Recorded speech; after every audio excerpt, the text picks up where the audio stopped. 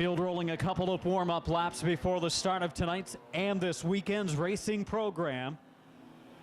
At the world's fastest half mile, Winchester Speedway, the 2012 400 weekend, just moments away from getting started. Again, car number 14, Joseph Jennings, and the 43 of Thomas Bigelow will be our front row starters. 30-plus cars in this division on Friday.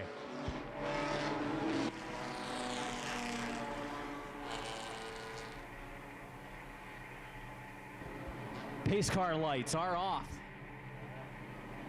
Joseph Jennings inside, Thomas Bigelow outside, getting ready to race around the pace car as they head into turn number 3. 8 laps the distance in each of our heat races for the VORS Compact Touring Series. The pace car drops to the infield. Green is out and we're underway on this Friday evening at Winchester Speedway. Thomas Bigelow into the lead in car number 43 to the outside lane. The 36 of Jeremy Mead will try to take the second spot. Also moving up, the 62 to the high lane, Kevin Flynn. Outside groove moving forward off the pace in the bottom lane is Joseph Jennings, the pole sitter. He'll drop to the back of the field.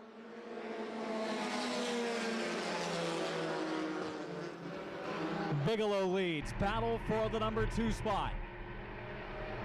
Nearly contact between second and third. Picking up and holding on to the position is Jeremy Mead in car number 36. Look out, up into the wall goes the 13 of Teagarden.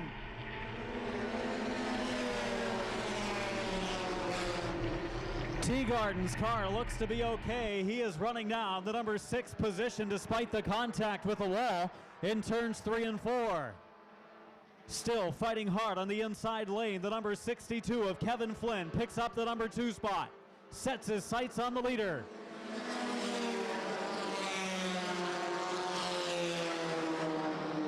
Bigelow leading. Flynn is second. Running third is Mead. 4th spot Wyman. And running 5th is Isbell. Battle for the lead heading to turn 3.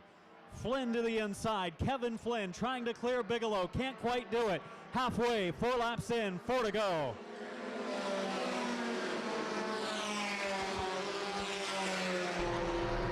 Bigelow with a half car length advantage exiting turn number 2. Down the back stretch they race, trying to hold off Flynn in the 62 car, who runs all the way to the bottom of the racetrack. Not the preferred groove. Also on the move is Greg Isbell, 66.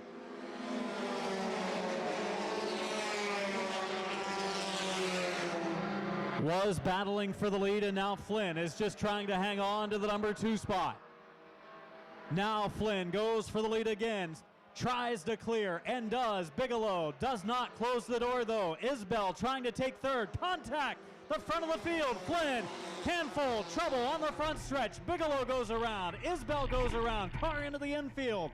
Nearly hits the retaining wall. Just clipping it a little bit was the 13 of Teagarden, and we have caution with 6 laps complete. Contact between the leaders. We saw Mead.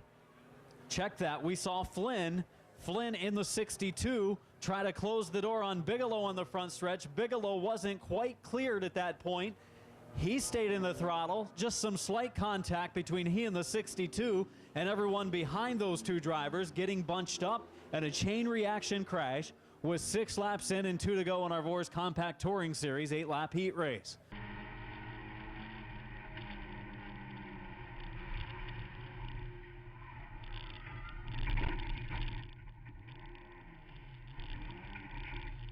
And it's going to be the 36 of Jeremy Mead, and on the inside, the 77 of Jake Wyman coming to the green.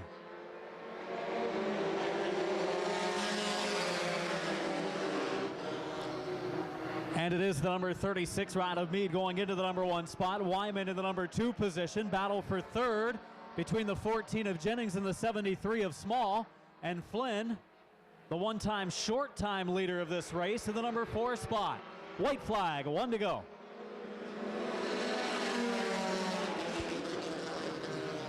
Final lap for the 36 of Mead. 2 wide behind him as Flynn makes another run in the 62, trying to get to the front. Trying to rally from restarting 6th after the caution flag. They come to the checkered, picking up the victory. Jeremy Mead, 2nd spot to Wyman, 3rd spot to the 62 of Flynn, Fourth goes to Jennings, fifth goes to Small, and finishing sixth, the 66 of Isbell. I think Isbell's 66 car a bit off the pace after the crash on the front straightaway. And you know, there will be several teams pit side working vigorously to get their cars ready for the 20-lap feature. Fortunately for these teams, it will be the last race of the night. Claiming the victory, starting from the fourth position, rolling his way down the front stretch. Let's have a nice round of applause for Jeremy Mead.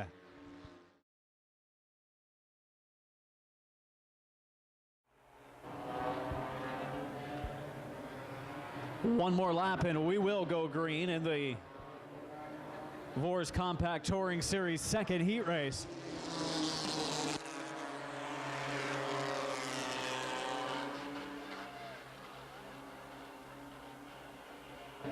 Lights are off on the pace car.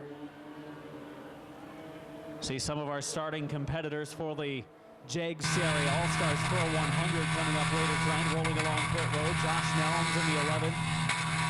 Brandon Hermiller's number 6 car, but the second heat for the Vors Compacts ready to go. Green flag is out.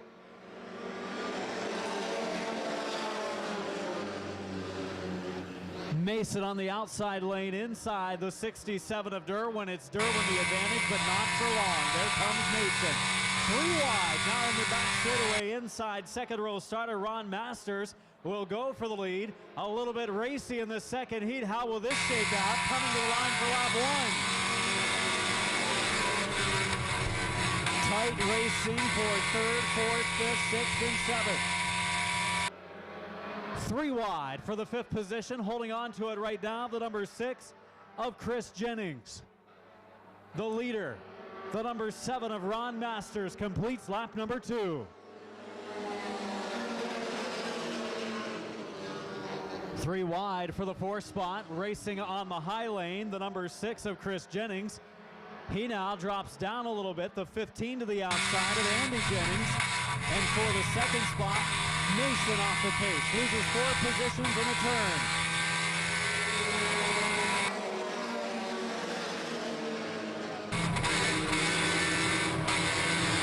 Ron Masters leading the way, running second. Matt Stone. Stone has come all the way from the back of the pack, started in the 9th position, and he goes for the lead in turns 3 and 4. Matt Stone leading it halfway.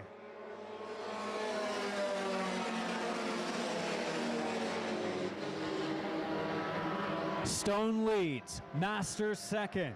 3rd spot, Joe Jennings running in the 4th position. The 15 of Andy Jennings, and running 5th, the 6 of Chris Jennings, but trying to break it up, the 117 of Hoffman.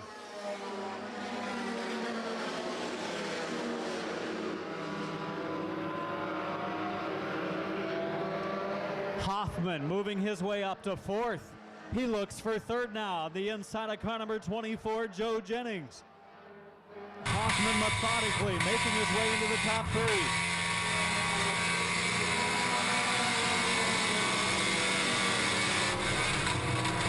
Leading the 133 of Matt Stone by half a straightaway over Masters, but Masters about to give up the 2nd spot. It's going to be to the 117 of Ryan Hoffman.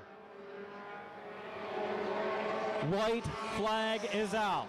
1 more lap to go.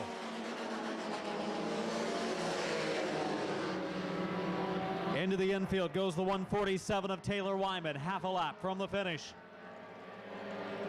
Rolling off of turn number 4. Car number 133 started 9th, finishes 1st. Matt Stone. 2nd spot to Masters. 3rd to Hoffman.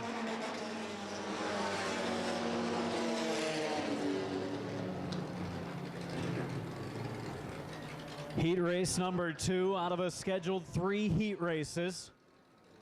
Now complete. The driver claiming victory in heat race number 2 started from the 9th position, worked his way into the lead early, and he brings it across the line. Your winner, Matt Stone.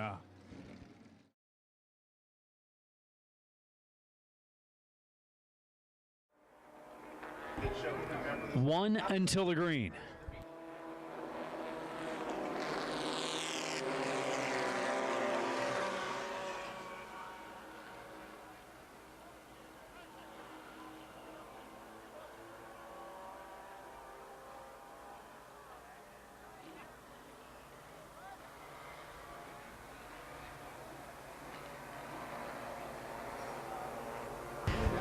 Coming to green off of turn number 4, Steve Vore and Phil Iliff.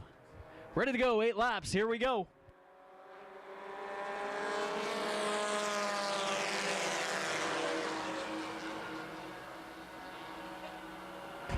Underway, and Steve Vore in the 07 takes the early lead. He's been struggling with that car all afternoon long. We've got him 3 wide. The not so compact moving into the number 4 spot.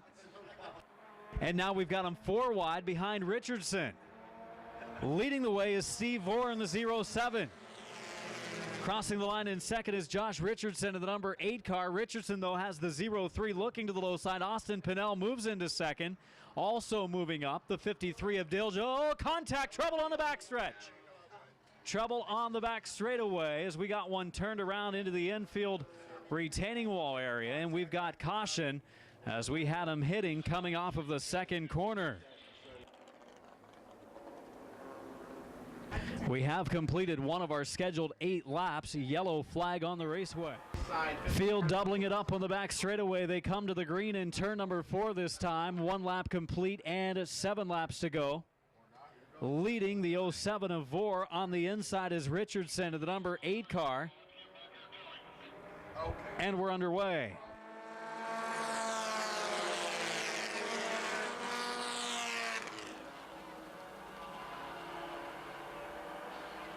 Three wide for the second spot. Here comes Dilge in a 53. More contact back there. They continue on. He and Richardson in the number 8 car got together. And now the former series champion of the compacts over the last couple of years, Dilge making his move for second with Vore leading the way at the completion of lap number 2, the 03 of Austin Pinnell. Pinnell into the lead. Dilge in second. Vore is third. 4th spot, the 33 of Courtney Hanna.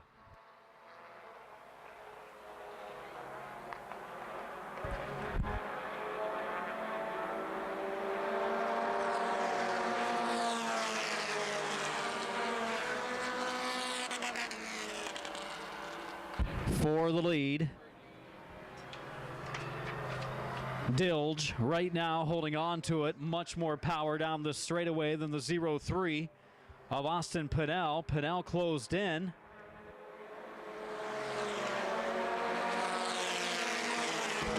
Through the corners, just not quite enough smoke getting down the straightaways. We are halfway. 4 laps in, 4 to go. And there comes the 03 making another effort. Austin Pinnell in the 03 car to the inside of Tim Dilge on the front stretch. 3 to go. Side by side they race off of the second turn. Dilge trying to hold on. Pinnell gets his doors blown off on the straightaway, but much better through the corners. 2 to go.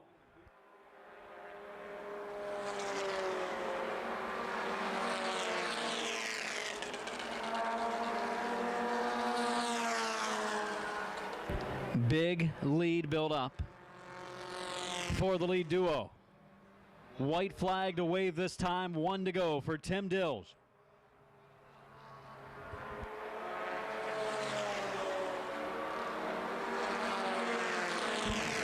Pinnell once again giving it a last-ditch try on this final circuit of the 8-lap third heat race. Into turn number 3. Dilge holding on to it, coming to the line. He's got more power. He'll come to the checkered, and Dilge picks up the victory. Second spot to Pinnell, finishing third the 33 of Hanna, and fourth the 114 of Mark Jennings.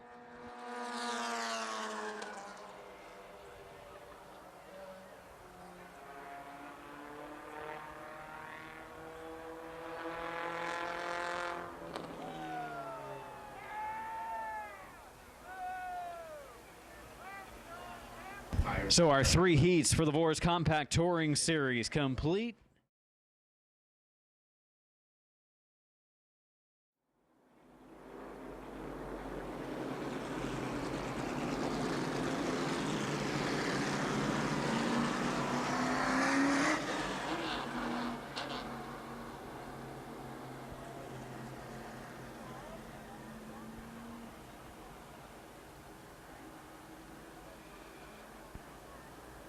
coming to green. Coming to green this time for the Top Speed Fabrication CRA Late Model Sportsman.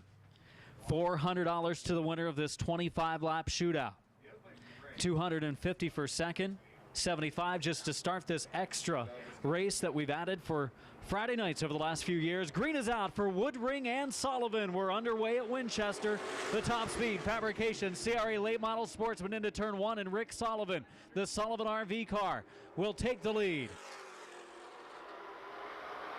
Sullivan leads. Second spot, the 1X of Josh Smith. Third is Woodring. Fourth is Blair. Fifth is Trent. Coming to one lap. Gregory got into the wall but keeps on trucking. Sullivan leading. Second spot, the 1X of Josh Smith from Quincy, Ohio. Woodring's been able to get up to speed now. Moving up, the 11 of Kirby. Kirby gets around the 14 of Trent, who's caught on the bottom.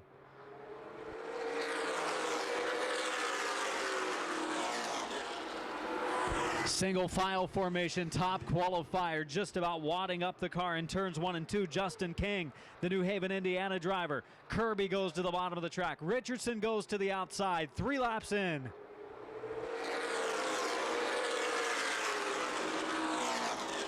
Sullivan leading. Smith second. Third Woodring. Fourth Blair. Fifth spot. A one-time winner at Bearfield Speedway this season. Justin King, top qualifier here earlier today.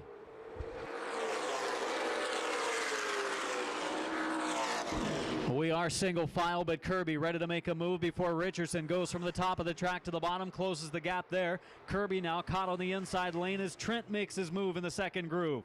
5 down, 20 to go for Rick Sullivan.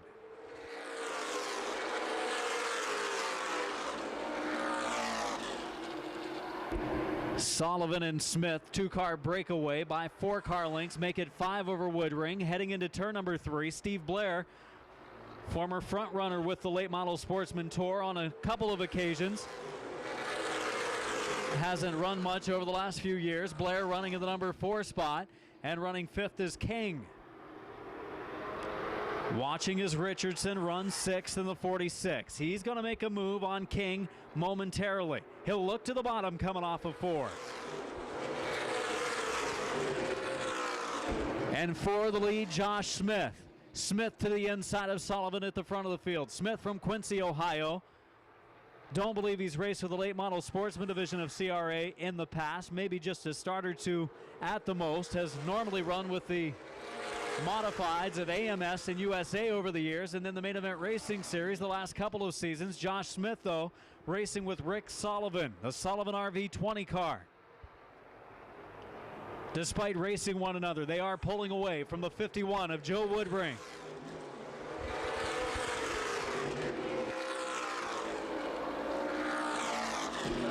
Closing on slower traffic, the number 1 of Fort Wayne driver Jim Spillers, the Spillers Racing Chevrolet.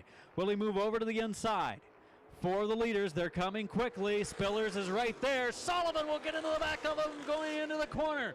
Spillers up the banking, slams into the wall. Other cars get involved in the crash. Not major damage on cars other than the number 1 of Spillers. I think Blair will be okay. I believe the Smith car will be okay.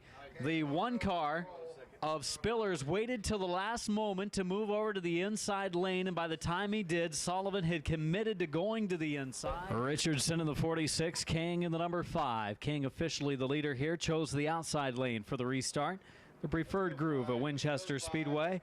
All weekend long, you'll see the drivers take the outside lane when they're allowed that choice as the leader. Green is out turn 4, and King goes into the lead, and Kirby's going to try to come along with him in the 11 car. Kirby looking to the outside lane of Richardson. Not going to get there. Richardson moves right up along the outside retaining wall, and they'll complete lap 11 this time. 11 in, 14 to go for Justin King.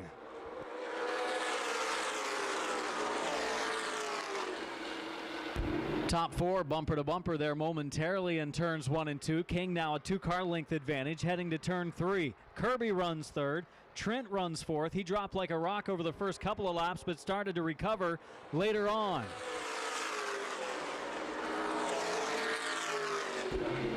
Trent now on the 14, one of the quicker cars on the raceway. Cook is back, several car lengths in 5th, and Blair runs 6th despite the crash. Looking low, coming to halfway, 13 in, 12 to go. Richardson trying to challenge the leader, Justin King. Blair for the 5th position. Steve Blair inside. Cook outside lane for the 5th spot. 11 to go for Justin King. Dean Cook, driver of the number 8, pushed up a little bit high, nearly rubbed the wall in turns 3 and 4, allows the 61 of Blair to the inside, picking up that number 5 position, but a long way to go if he wants to catch the top 4.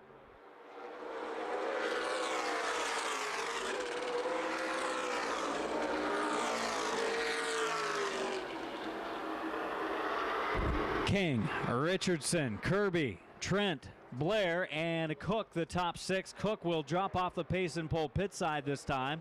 Woodring in the 51 car has now moved into 6th.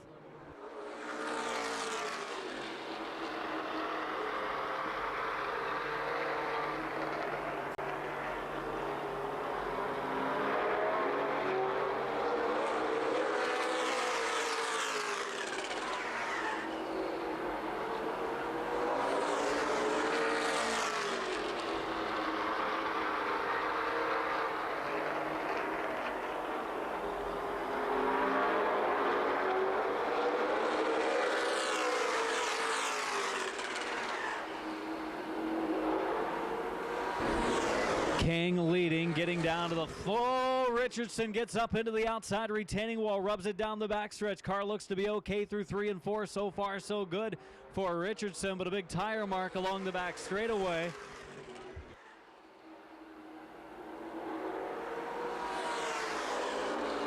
Kirby trying to hold on to 3rd, has Trenton the 14 there. Danny Trenton, car number 14, there with the 11 of Kirby. Final 5 laps now. Richard still applying a little bit of pressure. A little bit quicker entering, and better that time coming through the tail end of turn number 4 as King slid up the banking, and Richardson has again caught King. A little bit too low exiting turn 4 though. That's going to cost Richardson some time in the 46. 3 laps to go for King.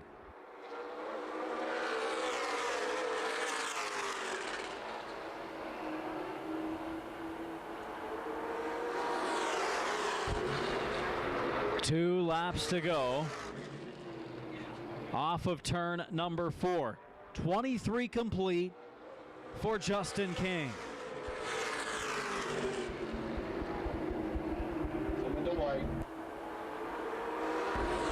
Richardson within striking distance. There you go, keep it up top. Final lap, 1 to go for Justin King. King by a car length, make it 2 car lengths now. Exiting turn number 2, half a lap to go for King. The big rig, Seneca Performance Chevrolet, number 5, New Haven, Indiana driver Justin King to the victory in the New Stars 25. Richardson 2nd, Kirby 3rd, Trent 4th. Blair picks up the 5th spot. Finishing 6th will be Woodring. 7th spot, Barkas in the number 50. Finishing 8th, the number 20 of Rick Sullivan. And that wraps up our 25-lapper for the Top Speed Fabrication CRA Late Model Sportsman. A word with our winner in a moment.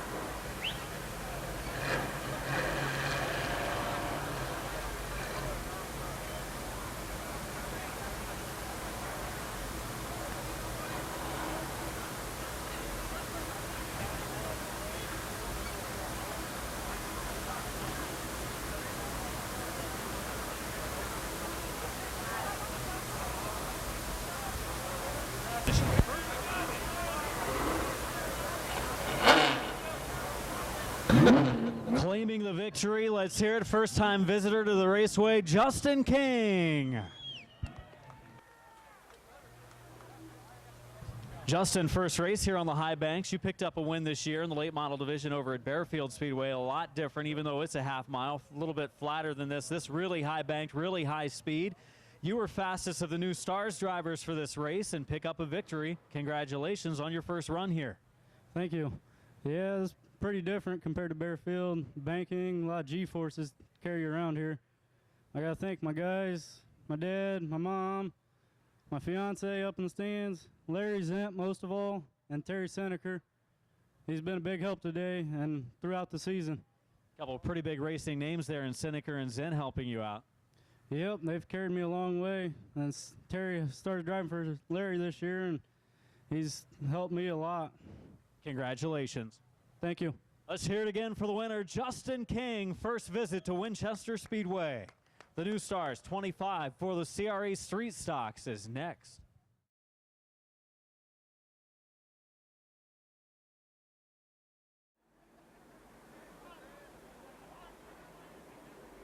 Next time to the green for the 24 of Roger Claywell and the number 37 of J.J. Haley.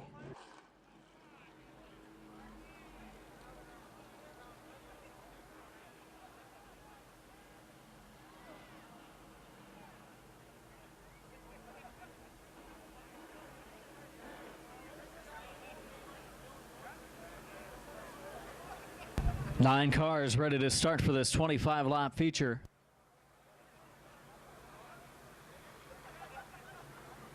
$300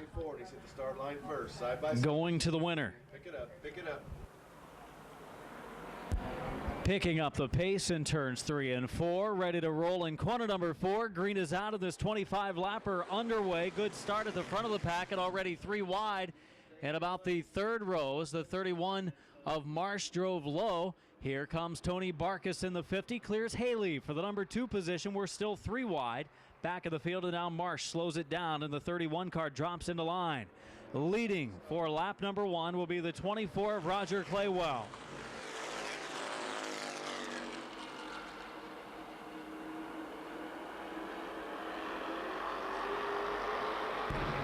Side by side for the 5th position, the 01 of Mike Zordon picking up a spot.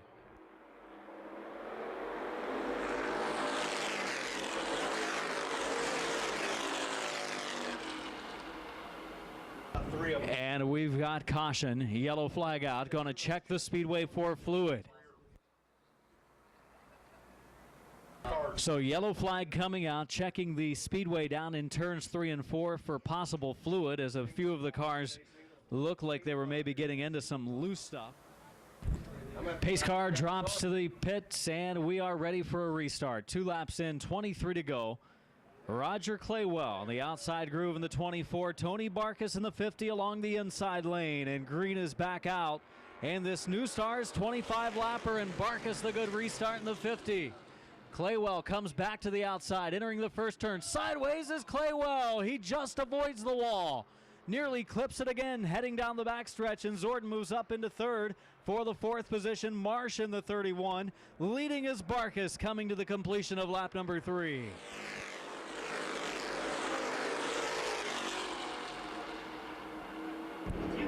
Barkas out front. 2nd is Reidner. 3rd is Zordon. 4th is Marsh. The 24 of Claywell has fallen to 5th, and here comes Reidner for the lead. Front of the field, A.J. Reidner has it at the line. A.J. Reidner into the number 1 position. Barkas back to 2nd. Zordon's 3rd. Marsh is 4th. Claywell 5th. Haley is 6th. And running 7th, the number 5 of Jeremy Stocker.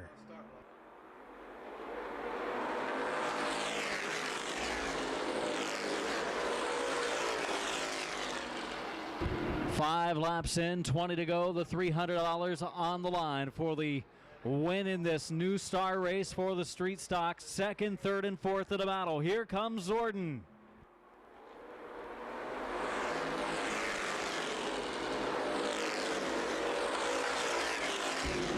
Zorden running third, trying for second. Barkas holding on to it. Marsh is on the move. Maybe the quickest car on the track, the 31 of Marsh. Zorden to the inside of Barkas in 3 and 4. Good battle in our top 5. And also for the 5th position, J.J. Haley's going to pick up the spot on the Claywell car. And Haley moves into 5th.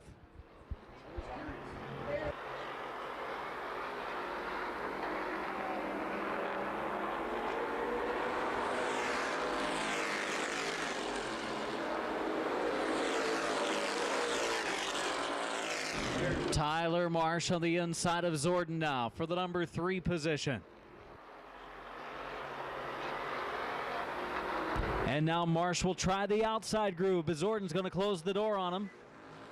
Exiting turn 4 and coming down the front stretch.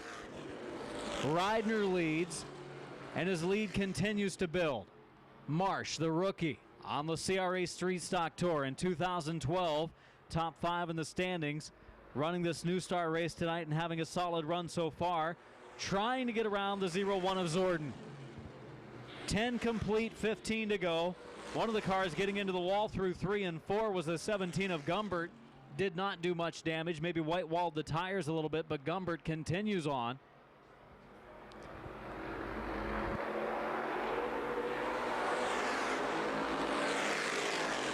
Zorden to try a pass once again on Barkas for second. One of the better runs for Zorden so far. Gets a good run off of turn number 2. Wheel to wheel as they head into turn number 3. Zorden just about to take that spot away from Barkas. He will try to close the door. Will on the front straightaway. 12 complete, 13 to go. Zorden, though, despite moving into second, has built up a huge deficit in the process of trying to get around Barkas. Reidner with a big lead. Cross flags halfway, 13 and 12 to go.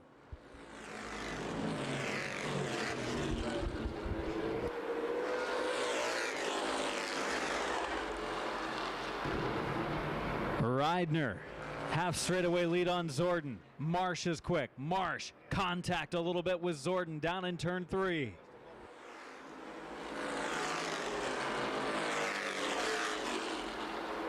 Marsh looking outside of Zorden. Trying to set up a perfect time to get around him. Knows that he will run out of time. And he gets the opportunity in 3 and 4. Sliding high with Zorden. Marsh gets to the inside lane.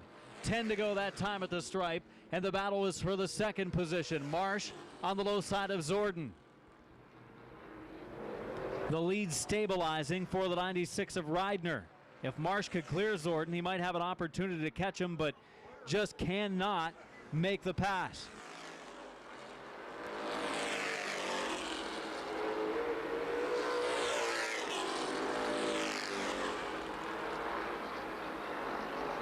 Zorden has his hands full right now in that number 2 position, not only with his race car, but with Marsh.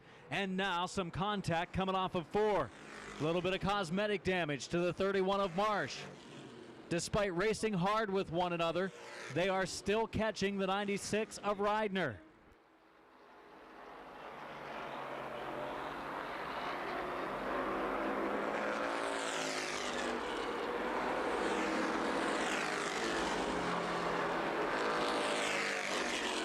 "18 laps complete," and again, Zorden closing the gap. Zorden really closes the gap. Down in 3 and 4. Marsh puts it right up alongside the wall. Nearly made some contact with the outside retaining wall. Within 2 car lengths now. Or about a car length and a half if you consider how big the 0-1 car of Zorden is. 5 laps to go this time. 20 in, 5 to go for A.J. Reidner.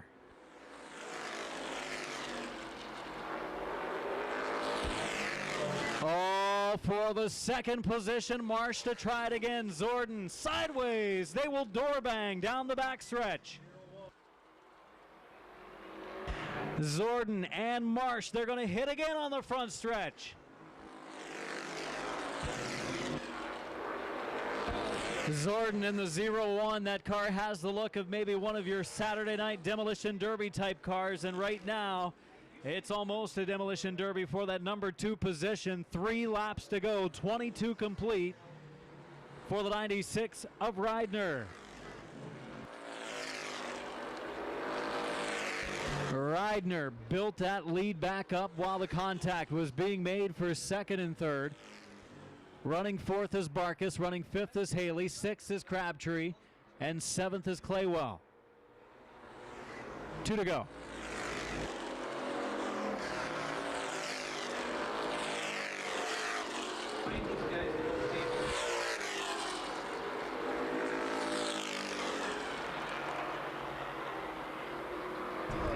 White flag, 1 to go, 24 in for A.J. Reidner.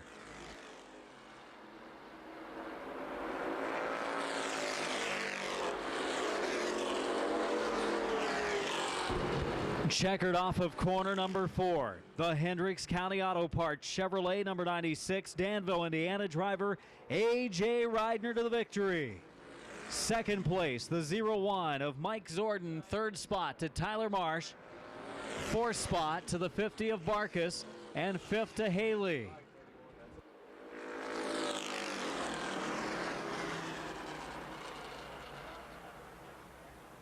Bit of additional contact taking place between Marsh and Zordon after the checkered flag waved on the backstretch.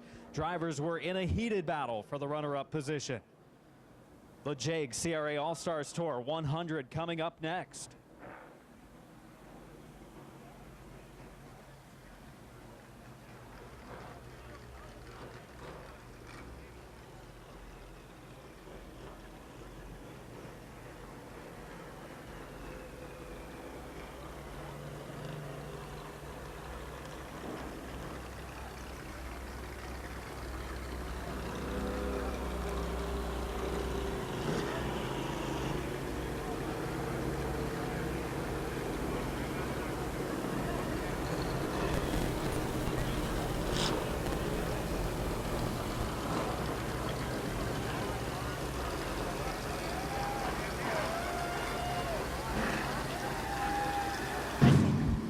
Let's hear it for your winner. He's out of the car now, A.J. Reidner. A.J., congratulations on the victory. You did pick up a top 5 here earlier this year. That top 5 was taken away, but your car was pretty good. And tonight, the car was good enough for a victory. Congratulations. Well, I appreciate it. And first off, I'd like to start with thanking Hendricks County Auto Parts, Dave's All-American Pizza, my dad, my mom, my buddy Willie, Rick Pfeiffer, Freddie McCoy, all their help. This wouldn't be possible. And tomorrow the big race is, of course, it'll be feature time with many more competitors. The thing tuned up? Yep, it's on a rail. It's ready to go. You had a wild crash, or what looked to be, was going to be a real wild crash a few weeks ago here during the Stock Car Festival weekend. You've run it since up at over Lucas Oil Raceway. The car was good, pretty good there, despite the damage you had here a week or two before. Yeah, it was. We got loose in that race, but we came back. Good finish today. Hopefully better tomorrow. Winner tonight of the New Stars 25 for the Street Stocks. Let's hear it for A.J. Reidner.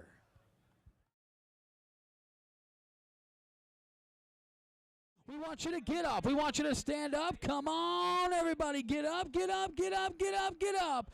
This is the final points race of the 2012 racing season for the JAG CRA All-Stars Tour, presented by Chevrolet Performance. This is the Winchester 100, presented by JAGS.com.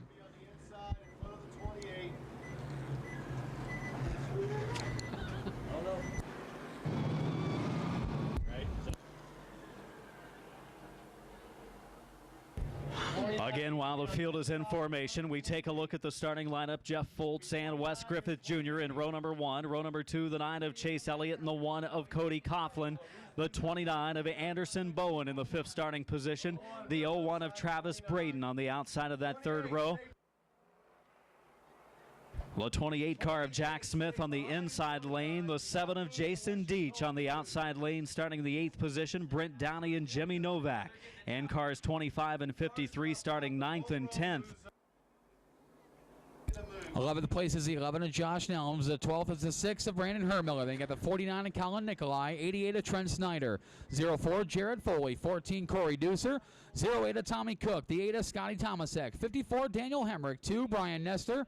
40 Jordan Miller, 72 Tom Wooden, and once again the 51 of Brandon Oakley scheduled to go, unable to answer the call for this event. 22 cars for race number 14, the final points event of the 2012 racing season for the Jag CRA All-Stars Tour presented by Chevrolet Performance.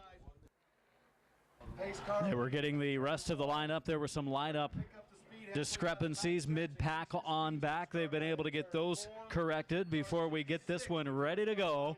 100 laps of green flag racing action for the Jag CRA All-Stars Tour presented by Chevrolet Performance.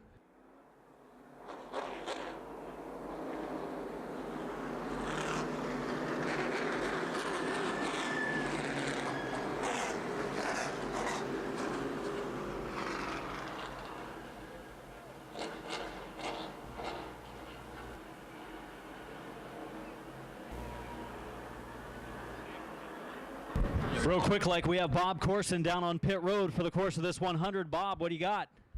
Hey guys, well, it's this interesting lineup, but a couple of guys after qualifying decided to make some major changes to the cars. Daniel Hemrick and Brent Downey going to come from out back instead of their starting spots. We're green. Green flag is out, and here we go. The Winchester 100 presented by Jags.com. And right off the get-go, Jeff Foltz, your leader, but here comes Chase Elliott to the inside. They go into turns 3 and 4. Elliott wasting no time to get to the inside lane. He races with Foltz. Foltz closes the door. Foltz will lead lap number 1. Elliott drops in line in second. Anderson Bowen wasted no time. He's working on the inside of Cody Coughlin for that 4th spot. A pair of 16-year-olds battling for that 4th position with Wes Griffith Jr. right in front. A lot of youth making the invert tonight in qualifying. The top 5 inverted at the front of the field from the time trial session earlier.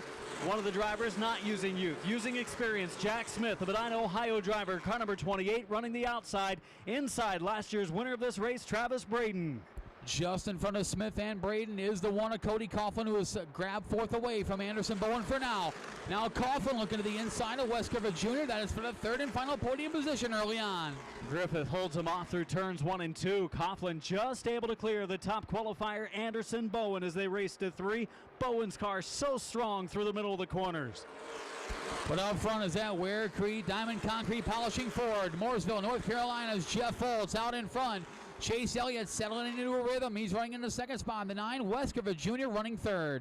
Jared Foley, the 04, dropping to the inside of Jimmy Novak. Mid-pack right now. Battle on the raceway. The first one in line. Back in line goes Foley. Follows Novak into turns 1 and 2. 5 laps completed, 95 laps to go. Working on lap number 6. Jeff Foltz continuing to show the way. Chase Elliott in 2nd. Both drivers getting some valuable laps, some valuable seat time around this historic half mile in preparation for this weekend's Winchester 400. Foltz starting to put a little bit of distance between himself now and Chase Elliott in the number 9. It's 5 car lengths heading through 3 and 4 with Griffith running 3rd. 4th Coughlin in a battle for 5th. Travis Braden looks stout. Not only today was he quick in his Jags car, he was also quick in the Super Series car. He passes Bowen in turns 1 and 2. And now he'll set his sights on the number 1, the Jags.com Chevrolet, Cody Coughlin. Braden on the inside, Coughlin on the high side, but Coughlin with the momentum going around. Braden was fine until turn number 4. The car shoved up a little bit, had to check up, lost his momentum. He holds off Bowen so far. Bowen nearly giving him the bumper coming off of turn 2. 9 laps in, this time at the line. Jeff Foltz continues to lead in the 66. Chase Elliott content with riding behind the 66 machine for now. Early in this Winchester 100 presented by Jags.com. 10 laps complete, 90 laps to go. Foltz lead, 5 car lengths over Chase Elliott. 3 car lengths ahead of Griffith is Elliott, and then 4th, 5th, and 6th. Here comes Braden making a move on the Jags car of Cody Coughlin. Coughlin got a little sideways coming out of 1 and 2. That allowed Braden to go to the inside. They come out of turn 4 this time. Give 4th spot to your defending race winner, Travis Braden. Now, here comes Anderson Bowen. He'll look to try to take over 5th spot from Coughlin as well. You remember a year ago, the Wheeling, West Virginia driver Travis Braden nearly lapped the whole field. I think only 4 or 5 drivers at the finish of the race on the lead lap. put it to him. Today in practice, both good in Jags and the Super Series cars. He's going to try to make his first Winchester 400 start on Sunday. And right now, he is the most impressive driver on the raceway, racing with Griffith for third. Back in the field, battle for seventh continues on. Jack Smith holding 4 right now. He's got a bumper full of Jason Deach, the number 7. Here comes Josh Nelms in the 11 machine. He's worked his way up to 9th spot. He's got a bumper full of Jimmy Novak as well as the 04 Jared Foley. Clean and green for the first 14 circuits now as we cross the line, and Elliott is starting to reel in the leader. It's down to 3 car lengths on the front stretch. Fultz had built up a 5-car length lead. Elliott maybe not showing all of his hand yet, just riding early stages of this Jags 100. Top 11 cars, nose to tails. They work their way through 3 and 4 and come down the front stretch.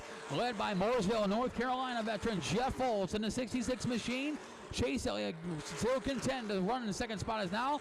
Battle shaping up for third between the 33 of Wesker Jr., the 01 Travis Braden. Not only is the battle starting to shape up for third, look at the top 10. They're all in the lead pack now. It's almost like they've all caught the draft. Obviously, drafting not so important here at Winchester on this high-banked half mile. But right now, the 66 of Fultz is leading a pack of about 10 cars at the front of the field. Then we're separated a little bit for the rest of the 20 cars. 2012 Series champion Daniel Hemrick on pit road. Tough break for the Jacklings Beef Jerky Chevrolet. This will be the second race all season long where he's not finishing the top 4. Things shaking up in the top 5 positions. Braden has been able to clear Griffith. He's up to third. Going for fourth is Cody Coughlin, side by side with Griffith, exiting turn 2. Travis Braden now setting his sights on the Aaron's rent-to-own Chevrolet. Chase Elliott, as Braden looks to the inside, nothing doing. Elliott shuts the door as they go into turns 1 and 2. And now Anderson Bowen to the outside of Coughlin for a top 5 position. The 5th spot has changed hands. Coughlin caught on the bottom, nearly closes the door at the wrong point of the raceway on Jack Smith. Smith checks up to give him some room, and Braden will clear Chase Elliott. Travis Braden at Seneca Performance Chevrolet, your 2012 ARCA CRA Super Series Rookie of the Year. Making his first Jag Series start. Up to second is Jack Smith, is tagged in turn 2 wall, but he keeps moving forward. He made a great save, and that 28 car Jack Smith was all kinds of sideways, exiting turn number 2 that time. We're past the 1/5 mark of this race at Winchester Speedway, and leading the way is Jeff Fultz, and we've got trouble. Caution out for Brandon Hermiller, making contact with the wall in turns 1 and 2. The HS die number 6 of Brandon Hermiller. Caution flag is out. Hermiller, the tooling software technology Chevrolet, the driver from Walker, Michigan, a rookie with the series this season. Hermiller had a grinding crash at Lucas Oil Raceway in a Super Series car a couple of weeks ago. Today qualified, did Hermiller in the 12th position, right mid-pack. Made contact with the wall in turns 1 and 2, and we have yellow flag out. Field will start to pick up the pace. We will see green this time, 21 laps in, and 79 to go in the Winchester 100 for the Jag CRA All-Stars Tour, presented by Chevrolet Performance, and it's a great restart for Fultz. He's going to be able to clear the 0-1 of Braden in turn 2. Braden a little sluggish on the restart, has Chase Elliott breathing down his tailpipe. Also the 33 of Griffith running the high lane in 4th. And Cody Coughlin around the outside of Anderson Bowen reclaims the 5th spot. The driver to watch, the veteran out of Lockport, Illinois, Josh Nelms around the outside. He started 11th. He'll go around the outside of fast qualifier Anderson Bowen, and Nelms up into 6th. They come on to turn number 4, but Bowen right there on the inside. Jack Smith still hanging on to an extremely loose race car. That 28 ride looks almost out of control. Smith was quick in qualifying, pretty good in practice. In this race, he saved it a couple of times from crashing. The Medina, Ohio driver running the outside of top qualifier, Anderson Bowen. And Nelms does clear Bowen. Jack Smith now clears Bowen, and Smith not satisfied with that. He's going after Josh Nelms. But up front, Jeff Fultz continues to lead. Travis Braden keeping him in his sights. They head through 3 and 4. Lap number 25 completed the line, the 1/4 mark. 75 to go for Jeff Fultz, Travis Braden, Chase Elliott, Griffith, and Coughlin running 4th and 5th. You mentioned the Illinois driver Josh Nelms running 6th, followed by Jack Smith, Novak, Bowen, and the 25 car of Downey running in the top 10. Brent Downey, a 5-time Boeing Machine Fast Qualifier Award, qualifying unusually slow for him, a 9th quick time this evening. as Downey right about where he qualified. As we look up front, Jeff Foltz continues to show the way. 27 laps completed that time. 73 laps to go as a field now single file. Single file from the front of the field to the back of the field. Remember, before we had that caution, it was a 10-car pack at the front and a breakaway. Right now, you can't really see a breakaway field. There's a little bit of distance between each position, but not a lot in any part of the racing field. Competitive times being put up by all of the competitors from first to last. Up front, it is the Ware Creek Diamond. Oh, we got trouble in turn number 2. Brian Nestor and Corey Deucer get together in turn number 2. Deucer looks like hard contact with a turn 2 wall. Jordan Miller spins to avoid. Caution flag will fly. Tough break for the youngest driver in the field, 14-year-old Corey Deucer. That 14 car of Deucer up along the outside retaining wall. Brian Duncan with the green in hand. Field picking up the pace in 3 and 4. Underway again at Winchester, and into the lead goes Foltz. He has been in the lead for the first 28 laps, and he resumes as the leader on this restart. Chase Elliott and Griffith close quickly on the 0-1 of Braden on this restart, as Braden again sluggish after the restart. Elliott to the inside, Braden on the high side. He's got a back bumper full of Wes Griffith Jr. into 33. Oh, we got trouble right here in front of us. Jared Foley and Colin Nikolai in the front stretch wall. Caution flag will fly one more time. Heavy damage on the right front of the 0-4 of Foley. Also Novak's 53 up along the outside retaining wall in turn number 1. As we've got the 49 of Nikolai.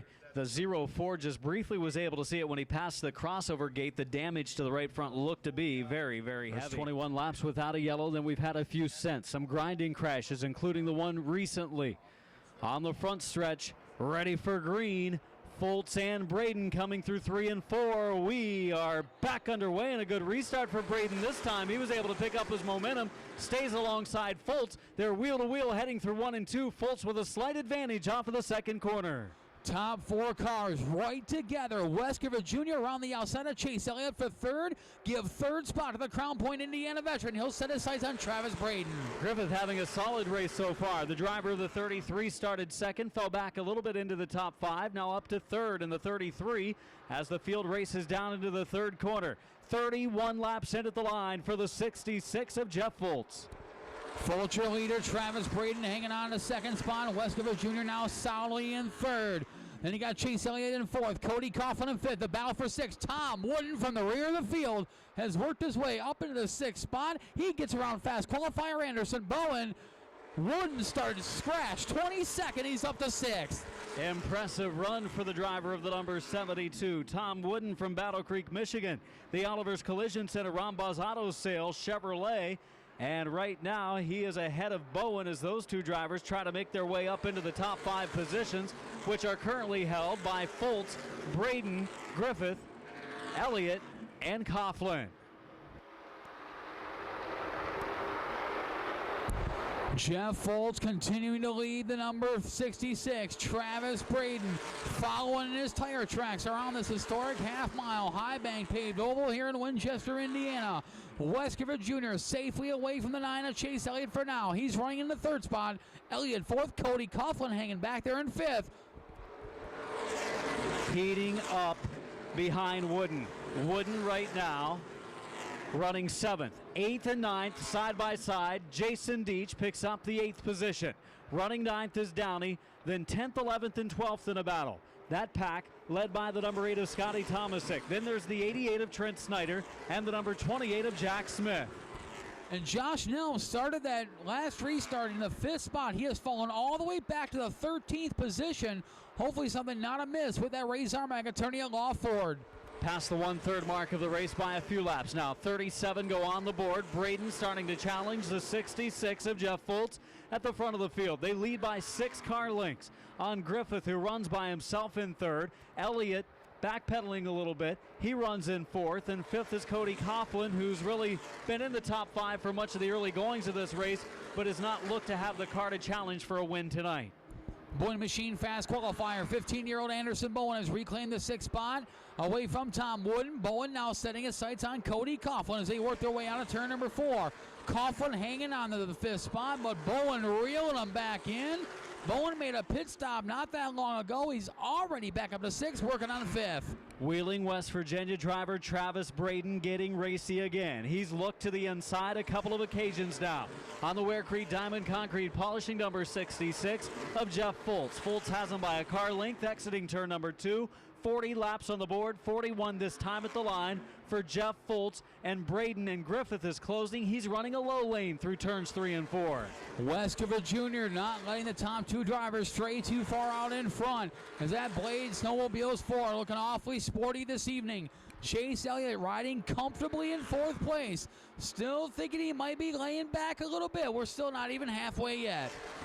Getting awful close to it, though. Our second longest green flag run of the night. We're at 14 laps. Since our last yellow, we went 21 to start this race. Then we had between lap 21 and 29 a number of cautions, but running pretty smooth right now. A couple of close battles. One of those that's tight towards the back of the pack. Jack Smith gets together. Some contact there with Snyder in the 88 car. Nelms will also get by. Jack Smith working his way back through. He is currently running in the 11th spot unofficially. But up front, your top 3 cars, nose to tail. Jeff Fultz in the 66, Travis Braden to 01, Wes Griffith Jr. in the 33, and distantly behind, the 9 of Chase Elliott. Chase Elliott can bide his time right now. He might see a big-time battle up first, second, and third here in the coming laps, as that 66 of Fultz has been really good so far, but Braden, I think, a little bit better once the car gets rolling. Of course, down a gear on the restarts, a little bit slow getting up to speed, but after a few laps, he is stout. The Wheeling driver looking to make it back-to-back wins for the Jags cars at this event at the season-ending Winchester 400 weekend. Wes Griffith Jr. hanging on the 3rd and the 33. Chase Elliott comfortably in 4th and the 9. The battle continues for 5th. 16-year-old Cody Coughlin hanging on to that 5th place. 15-year-old Anderson Bowen, your Boy Machine fast qualifier, all over the backbone of that Jags.com Chevrolet. Might be holding on to it right now, but I don't know how long that can continue to last. His top qualifier, Anderson Bowen, after a pit stop, has made that car better. He is working hard on getting into the top 5. Coughlin, the Delaware, Ohio driver, leading him at the line for that number 5 position, but now Bowen drops to the bottom in turns 1 and 2. Bowen on the inside, Cody Coughlin with the advantage on the high side, but Bowen stuffs it into turns 3 and 4. They're side by side coming out of 4. Really good run for Bowen in the 29 as they come across the line. Bowen will now clear him in turns 1 and 2, and Bowen is still a threat. This race, long way from being over. Cross flags this time, 50 in, 50 laps to go. Halfway is the 66 of Jeff Fultz, your leader. Travis Braden riding second, the 01. Fultz picking up the DTS Drivetrain Specialist halfway leader award that time by, but he's still got a back bumper full of the 01 of Travis Braden. Fultz, the veteran, leading the youth in this race. The youth and much of the JAG Series competition in 2011 and 2012. Hemrick in his 20s, winning a number of races this season. Tonight falling out early in the race with mechanical issues, a rare problem for Daniel Hemrick, and it's left it up to a veteran facing some youth, and Travis Braden in the 01. They close on Jordan Miller. Can a slower car get in the way and cause an issue up front? As they come up on Miller, he moves over to the bottom and allows the Fultz car to go around the outside. Braden goes up high. He also clears the 40 of Jordan Miller. On the 08 of Tommy Cook, pulls on the pit road. Tough break for the Fort Wayne, Indiana driver. But up front, Jeff Fultz continues to lead. Travis Braden second. Wes Griffith Jr. Now here comes Chase Elliott, the 9. Just that brief moment where Miller was ahead of the leaders has allowed Griffith to close. It's also allowed the 9 of Chase Elliott to join the lead pack. Top 4 cars about a straightaway ahead of the 29 of Bowen, the top qualifier, running 5th. Anderson Bowen some distance behind your top 4 cars as Brent Downey and Jason Deach doing a little bumping and grinding coming out of turn number 4. Both of them stay moving forward. We stay green. You see the 25 of Downey now picking up a spot. Yes, we've seen some drivers use the chrome horn in this race, and now Jack Smith closes on Tomasic. And also Cody Coughlin, the Jags number 1, is heading to the pits. Cody Coughlin, who was in the top 5 for a big portion of this race so far, is heading pit side. Tough break for the 16-year-old from Delaware, Ohio. He was running in the top 5 for most of the event. But now we got a battle brewing up front. Jeff Fulcher, leader Travis Braden, searching high, searching low, trying to figure out a way around the Mooresville, North Carolina driver. Braden last year dominated this race, pulled away, lapped all but about the top 4 or 5 cars at the finish. I think one of the final drivers that he either did put a lap down or held on to the tail end of the lead lap was the number 1 of Coughlin, who's just recently pulled into the pits as lap 59 pulls onto the board. And it's the 66 of Foltz leading by a car length over Braden. He's 2 car lengths ahead of Griffith, who's 3rd, and running 4th to 9 of Chase Elliott. And I tell you what, Anderson Bowen has got the fishing pole out. He has been reeling in those top 4 machines. He has seriously closed the gap on the top 4 cars. And Bowen is charging hard on that Copper Creek Hardware Ford. Looking down to pit road, that Jegs car of Cody Coughlin on pit road with a hood up, something underneath the front of that race car that's been the problem. Mechanical issues for Coughlin may be costing him a chance here tonight to complete the 100. Up front, Jeff Fultz still leading with Travis Braden crossing the line. 62 complete, long green flag run, longest of the race so far. Jeff Fultz already racking up the contingency awards. Caution flag will fly. Got to get the ambulance to the other side of the racetrack. We have a situation where the ambulance has got to get across the racetrack. And the ambulance actually will be coming across the racetrack. The ambulance has to move for possible emergency, so that's the reason for the caution, is the ambulance will be leaving the crossover gate. CoglinCars.com pace car to pull on a pit road. It's in the hands of the 66 of Jeff Fultz. The lead is field on a turns 3 and 4. Chief Center Brian Duggins got the green flag in hand. Braden with a slow start. Those transmission problems hindering him big time as the green comes out. That time cost him a lot more than the last time. He was almost able to stay along. Chase Elliott nearly loses control of the car, and he's going to hand second place right back to Travis Braden. Heading down into turn 3, Braden takes second place back away from Elliott. However, he has lost several car lengths, nearly half a straightaway to the 66 of Jeff Fultz, but I think Braden will be able to close that gap. Anderson Bowen around the outside of Weskovic Jr. Give 4th spot to the 15-year-old. The Boeing Machine Fast qualifier and new track record holder back up the 4th. He'll try to chase down the 9 of Chase Elliott. Anderson Bowen in that number 29 car was strong since making that pit stop, coming from the back of the pack up into the top 5. He's lost a couple car lengths though. On the number 9 of Elliott, who challenges strong on the 0-1 of Braden, and Elliott's going to try to take second back away from Braden, and coming off of 2, he does. Chase Elliott back up into the runner-up spot. Elliott now will set his sights on your race-long leader, the Mooresville, North Carolina veteran Jeff Fultz, as he completes lap 66 in that number 66 machine. 2/3 of this race complete, 66 laps in, 34 laps to go, 33 at the line this time for the number 66 of Jeff Fultz. 4-car length lead on Chase Elliott. They cross the line at 67. Travis Braden running in the 3rd spot. Anderson Bowen in 4th. Weskovic Jr. 5th. Brent Downey 6th. Jack Smith back up in the top 10. He's up to 7th now on the 28 machine. As Tom Wooden, he was already up to all the way up to 6th. He's fallen back to 8th. Watching deep in the pack, almost towards the last couple of positions, the 8 of Scotty Tomasic trying to hold off the 88 of Trent Snyder. Those two have nearly made contact a couple of times. Now they pull side by side, but up front, things heating up. Second, make it 3rd on back. 3rd and 4th battle for that final podium position. Travis Braden is in 3rd. Anderson Bowen searching high, searching low, trying to figure out a way around your defending race winner. And here comes Weskovic Jr. in the 33. Griffith running 5th. He's been in the top 5 all race long. Started this event in the 2nd spot. Wasn't able to take the lead at the outset when Jeff Fultz raced into the top spot. Fultz leading the first 70, now 71 laps at the line, but Chase Elliott showing his strength now within a car length of Jeff Fultz at the front of the pack, the veteran at the front, and Chase Elliott, a dominant driver in late model racing over the last couple of years, a former Winchester 400 winner. He's ready to make a run again at the 66. as the defending Snowball Derby champion now right on the back bumper of Jeff Foltz as they circle around this half mile here in Winchester, Indiana. Elliott looking for a way. He'll take a peek to the high side, thinks better of it, drops back behind the back bumper of the 66 of Foltz.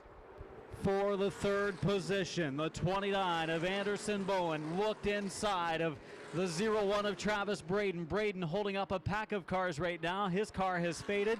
Not only the transmission issue, but I think now somewhat the handle starting to go away for Braden, the Wheeling, West Virginia driver. Bowen on the inside, Braden on the high side. Wes Griffith Jr. trying to figure out which way to go in the 33 machine. Back behind Griffith, the battle for sixth brewing. The 28 of Jack Smith to the inside of Brent Downey. They go into turns 3 and 4. 25 laps to go for Jeff Foltz and Chase Elliott. It is a 2-car breakaway. They lead by over half a straightaway. Bowen is up to third. Trying the crossover move over in turn number 2 was Braden as Bowen pushed high. Bowen leads a field, a pack of 5 cars in the field, I should say, as Bowen leads the 01 of Braden, the 33 car of Griffith, the 25 of Downey, and the 28 joining the top 5 battle again, Jack Smith. Back up front, Jeff Foltz continues to lead. Chase Elliott following in his tire tracks as they go into turns 1 and 2. Elliott sizing up the Morrisville, North Carolina driver, trying to figure out the best route to get by that Ware Creek Diamond Concrete Polishing Ford. Wanting to pounce is Chase Elliott. Elliott waiting for that time to pounce, driver of the K&N East Series. He's raced some ARCA events. We'll see his name the next year or so, and then what division of NASCAR? Probably the Truck Series, the Nationwide Series. Some of the goals for this young driver from Dawsonville, Georgia. Bill Elliott on the spotter stand for him tonight. I heard them listening in on their in-car radio transmissions during that last caution and red period. Tried to get a word with Chase, and of course the radio where he was stopped on the backstretch just wasn't letting that happen. But Chase is definitely making a run right now at the 66 of Foltz. Back a car length, reels him in a little bit on the backstretch, and less than 20 to go at the line. 81 laps completed, 19 laps to go. Jeff Foltz continues to lead. He's got a couple of Georgia teenagers behind him.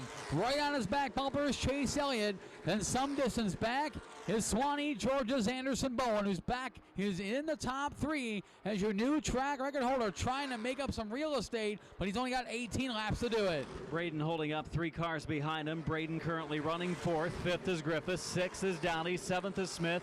Wooden running 8th. 9th is Deach, and rounding out the top 10 is Trent Snyder in the 88. Also still racing on the track, the 8 of Tomasic and the 11 of Nelms. His car has faded, and the 40 still rolling around the track, Jordan Miller. Foltz and Elliott continue to run nose to tail around this half mile as they make their way through 3 and 4. Elliott takes a peek to the inside. Foltz decides to shut the door coming out of 4 as they head into turns 1 and 2. Elliott looking to regroup. Not so sure that Elliott has anything for him. I think they're pretty equal cars at the front of the field right now. One discussion that I heard during the caution in red was Chase saying the car actually runs a little better when I drive it hard into the corners, but I think he might have driven it as hard as he can possibly drive it to try to get around the 66 of Foltz at this point onto the final 15 laps. Jordan Miller just in front of your leaders in that Fractured Prune Donut Shop Chevrolet, the 16-year-old from Breezewood, Pennsylvania, being reeled in a hurry by your leaders, the 66 of Jeff Foltz and 9 of Chase Elliott. Elliott has regrouped now as he pulls right back to the back bumper of Foltz with a potential lap car in front of him. As we watch those two bumper to bumper down into the first corner, Chase Elliott is there challenging Jeff Foltz, the veteran, to the inside, coming off of 2. Foltz bobbles. Chase Elliott going into the lead, hasn't cleared him yet. In turn 3 he will, and Chase Elliott is out front. Just in one lap, it's like Foltz's car has really gone away.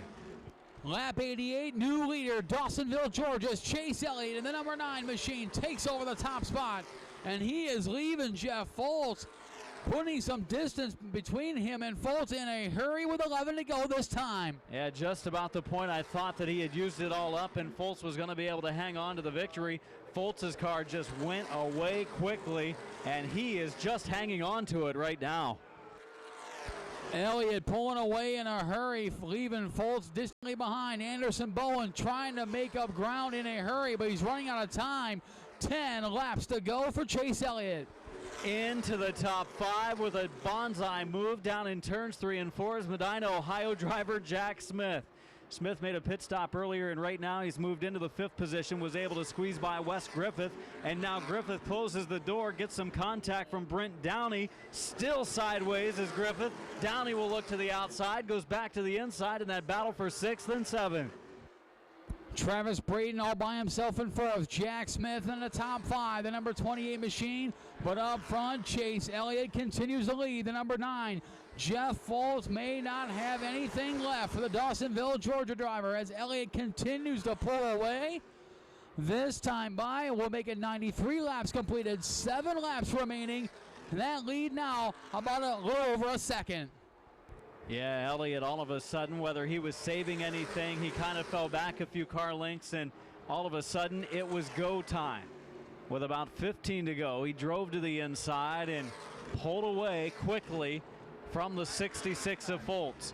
6 to go that time. We still watch Nelms in the 11 and Tomasic in the 8 in a battle coming off of turn number 4. Last couple of cars on the lead lap.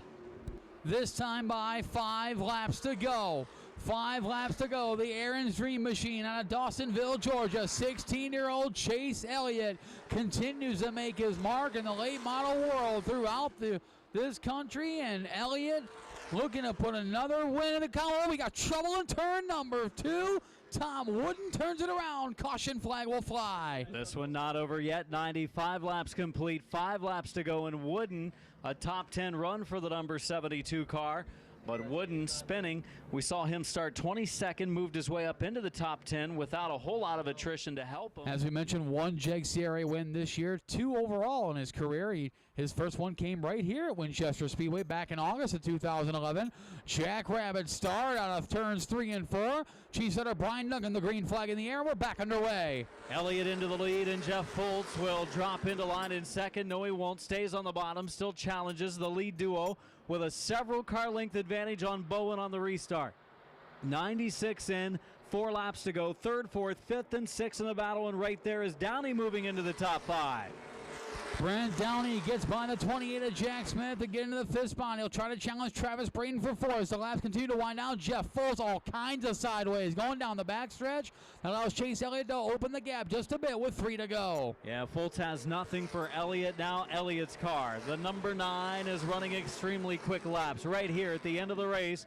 2 laps to go at the line for Chase Elliott. Watching his battles go on back in the field. Snyder moving around the inside of the 33 car of Griffith. Here comes Wooden as well.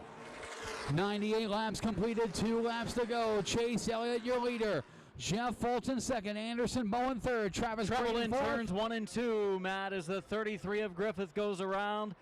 There was Nelms there, Wooden there, and the 8 car of Tomasic were there, and spinning down into the inside, but avoiding all contact afterwards. The 33 of Griffith on a 3-wide battle that was taking place down in turns 1 and 2. His car pulling away from the field. Maybe one final restart. 98 laps in, 2 laps to go. Chase Elliott, the leader, chose the outside lane, picking up the pace, heading into turn 3, coming to green. Elliott, Foltz, and the green is back out. Elliott again with a great start, pulls away from Foltz and the rest of the field. 3rd through 6th in a dogfight. Braden, Bowen, Downey, and Smith as Braden got by Bowen for 3rd. White flag out, 1 to go. Final lap. Watching his 3rd, 4th, 5th, and 6th lineup. Downey looking for 4th, racing hard with a 29 of top qualifier Anderson Bowen right there as well, the 28 of Jack Smith. Smith lays the bumper to Downey going into the corner. Some more contact, trying to get into the top 5. He will, at the line, pick up a 5th place finish as Chase Elliott claims the victory by several car lengths. Finishing 2nd is Jeff Foltz. 3rd spot, the 0-1 car of Travis Braden. 4th to Bowen. And finishing 5th, Smith, able to move the 25 of Downey over, coming to the checkered and claim the number 5 position. Matt Preer heading trackside to get the interview with our winner. Chase Elliott claiming yet another late model win. He'll look for another which would be his second Winchester 400 win on Sunday, pole qualifying for the ARCA CRA Super Series coming up tomorrow at around 5 o'clock here at Winchester with plenty of great racing action. We still have the 20-lap feature for the Vors Compact Touring Series coming up next, so stay with us. One more feature yet to go. It's the Vors Compacts coming onto the raceway next. Matt Preer down on the front straightaway. Great job by Bob Corson bringing us some of the pit road action during the course of the race, and he'll be with us on Sunday where it's even more important, the pit stops coming up Sunday during the Winchester 400. Matt Preer, take it away. Well, for the second time in 2012, the Aaron's Dream Machine finds the Jeg CRA All-Stars Tour presented by Chevrolet Performance Victory Lane. He was the winner way back in January down at the Watermelon Capital Speedway in Cordele, Georgia. We wait about 9 months later, and he'll find victory lane for the second time, third time of his Jeg CRA career. Despite limited appearances, moves him second all-time in the wins column for the Jeg CRA All-Stars Tour presented by Chevrolet Performance. The Aaron's Dream Machine, HendrickCars.com, Bill Elliott Racing, ChaseElliott.com, number 9 machine he calls Dawsonville, Georgia home. Young man, just 16 years old. He getting to climb out of the car. Big end, if you would, for Chase Elliott.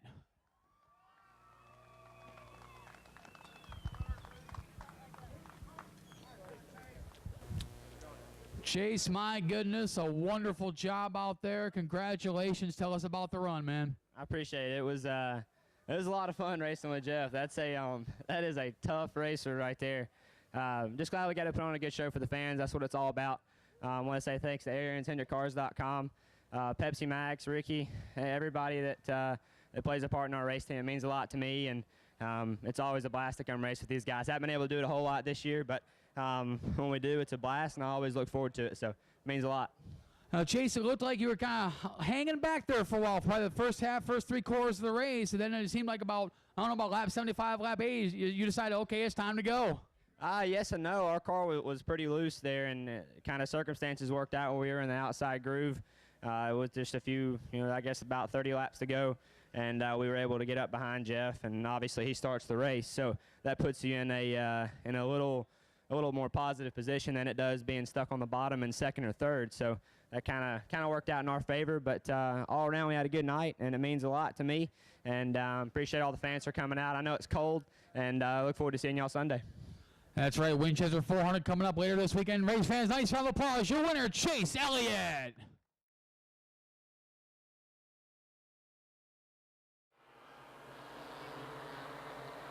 One to go signal this time for Jennings and Bigelow, our front row starters.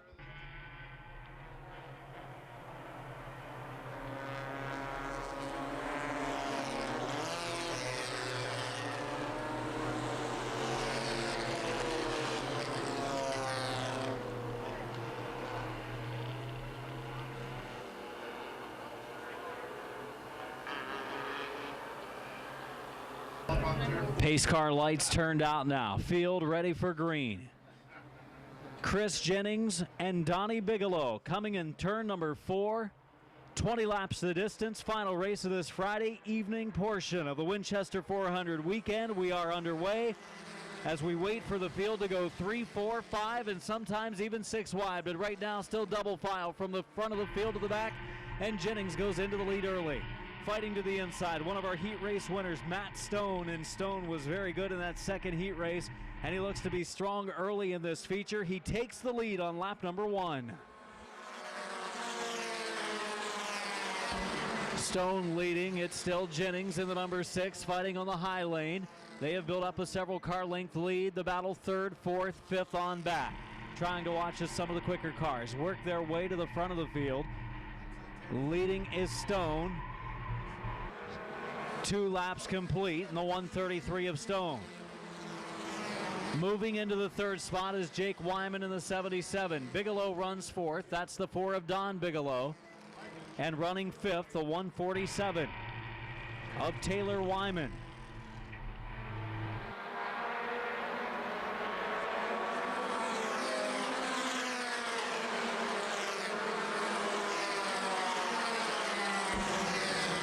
The second spot has changed hands. Jake Wyman has moved into the runner-up position. Back to third goes Jennings. Fourth is Don Bigelow. And running fifth is Taylor Wyman. Sixth, seventh, and eighth going at it. Greg Isbell, car 66.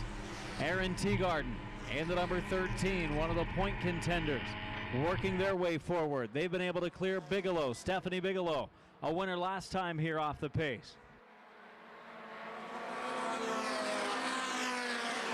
5 laps complete, 15 to go, clean and green so far. The leaders, it will not take long. They will be working slower traffic. It starts now on the backstretch for Matt Stone.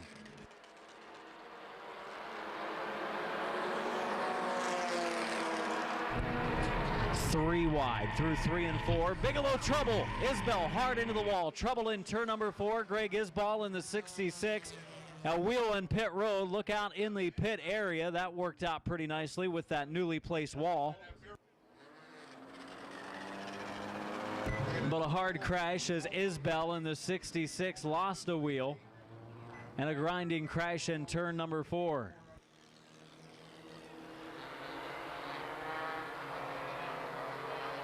Matt Stone in the 133, Wyman in the 77 for the restart. 15 laps to go and Stone back into the lead in the 133. Double file formation all the way towards the back of the field. Still a lot of cars on the raceway. Moving up into the third spot, soon to be looking for the second position as we're clean and green heading to 3 and 4. Battle for the runner-up position off of the fourth corner. Wyman holds on to it, wanting to take it away is Jeremy Mead.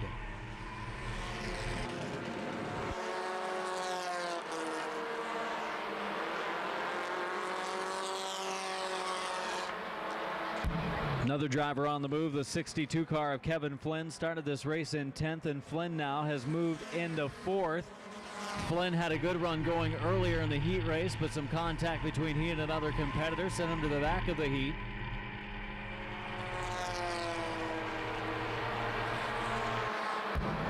Also moving up, car number 13, Aaron Teagarden. Teagarden up the banking, closes the door, contact, front stretch. Teagarden gets into the wall, continues on, but yellow comes out.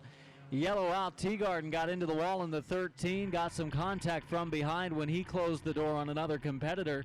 And our second caution, 8 laps in to the scheduled 20 for the Vors Compact Touring Series. Car number 13, Aaron Teagarden, hits the wall coming off of turn number 4, and this could be big for the points race. The championship standings having Hoffman in the 117 leading by just 1 marker over Aaron Teagarden in the 13.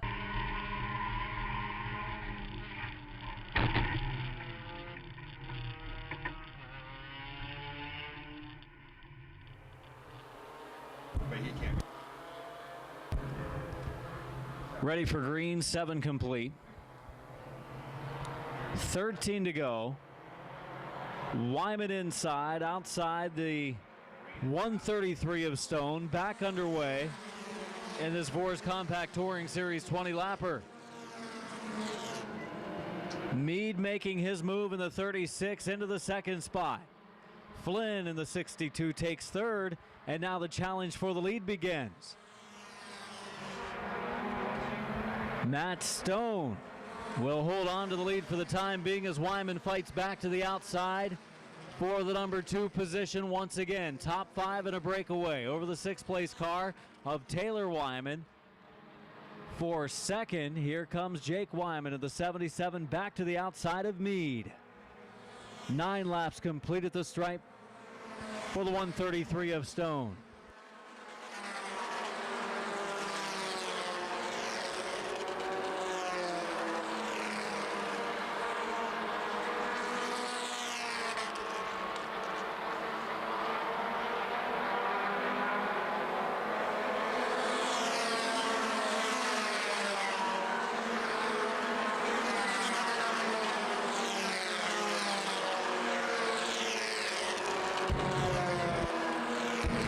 For second, the battle continues. Mead and Wyman following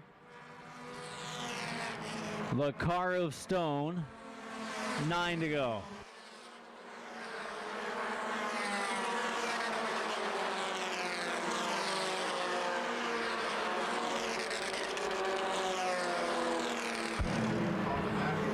.77 of Jake Wyman has broken out of his qualifying time. He's being told to drop back in the field, and a close moment for the leaders as they go past the slower traffic of Iliff in the 85.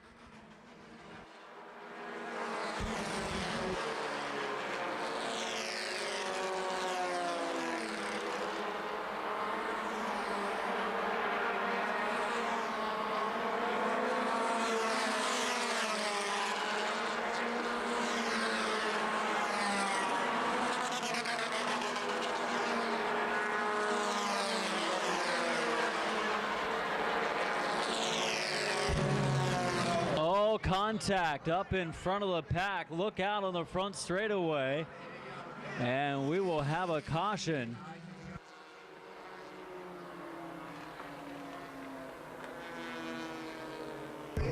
Caution flag is out. 14 laps on the board.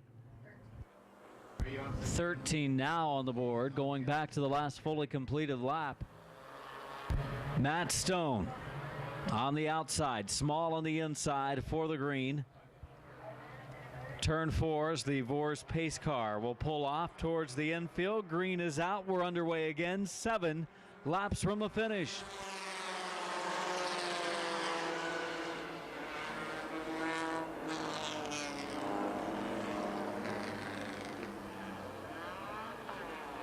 And caution flag is out once again.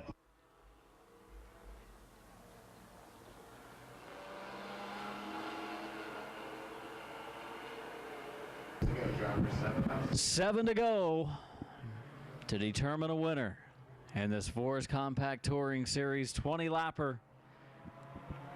Matt Stone in the 133. Kevin Flynn of the 62. Green flag is out of the outside lane, moves forward. That 7C of Ron Masters moves into the second spot. Moving up to third, good run on the restart for Taylor Wyman in the 147. Thomas Bigelow making his move in the yellow 43 car.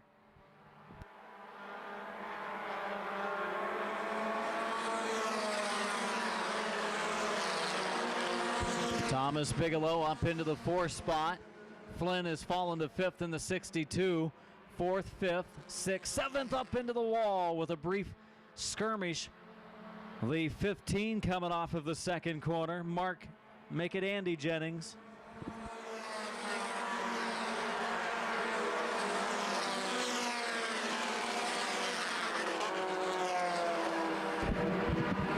Was 5 to go that time, 4 to go this time. Some really tight racing mid-pack right now.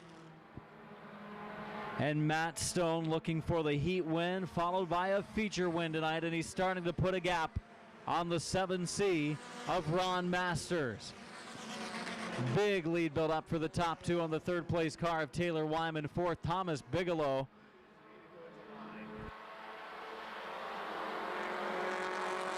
And watching is the 62 of Flynn, not so good after the most recent restart, holding up the field behind him.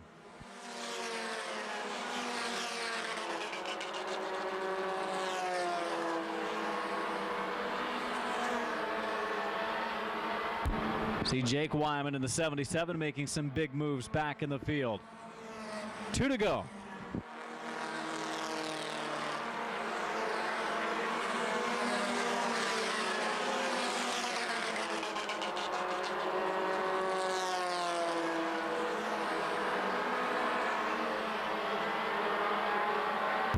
White flag in the air, 1 more lap to go as Matt Stone is on the final lap.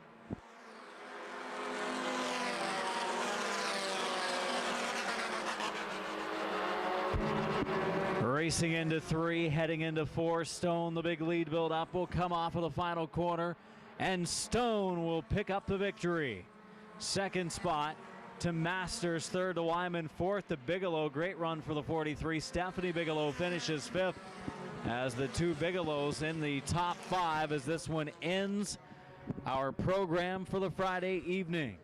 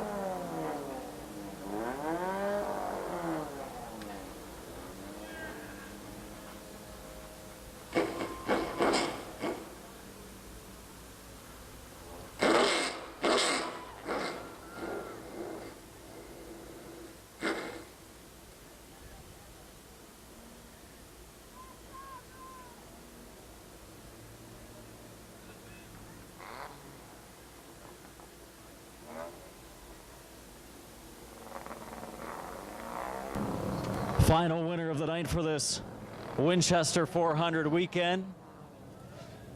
Congratulations, the 133 car was good, really good in the heat race, really good in the feature. It was a long race tonight because of all the caution laps. Oh yeah, that definitely was. This is my first time out here. This is an awesome track. I just had to get my groove. I finally started getting it at the end there, but I was getting a little nervous there. I was starting to shake up a little bit, so I was glad to pull that one off. I'm glad everybody stayed and watched. I can't wait for tomorrow. Where do you normally run? We run up Shady Bowl. So a big difference here, Shady Bowl to Winchester, twice as big just about here on this track. Shady Bowl, a really fast racetrack, but here at Winchester, get up on the high banks, you run a lot different lane. Oh yeah, definitely. I brought extra pairs of underwear for the whole weekend, so yeah, thanks a lot, I appreciate it. Winner Matt Stone in the 133 claims the victory tonight.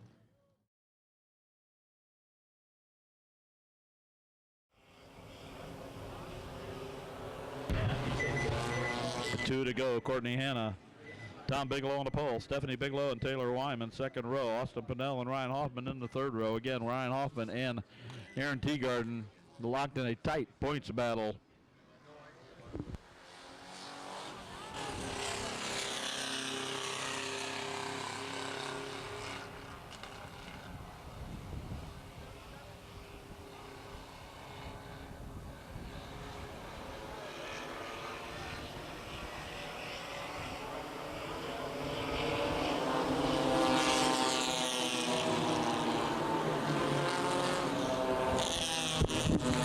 Aaron Teagarden did have an accident last night.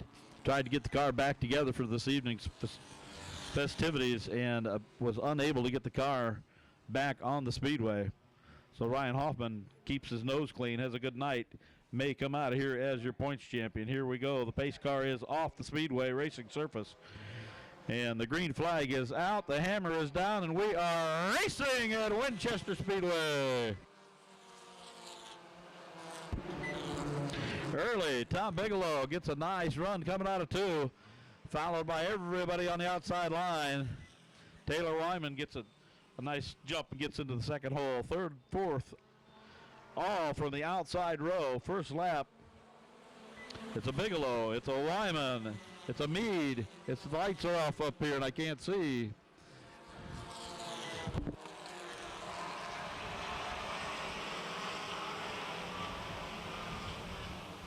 And a yellow flag on the speedway as we got one backwards coming out of 2. I'll fix this.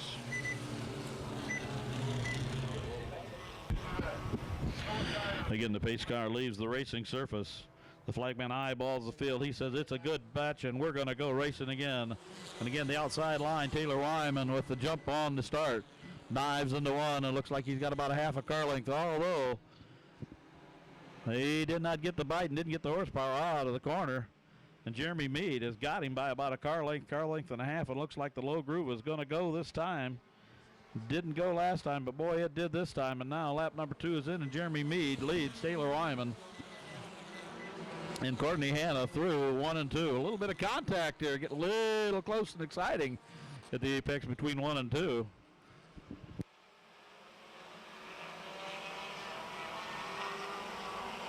Austin Pinnell sticking his nose in there for the 5th hole, trying to see if he can't make that bottom groove work.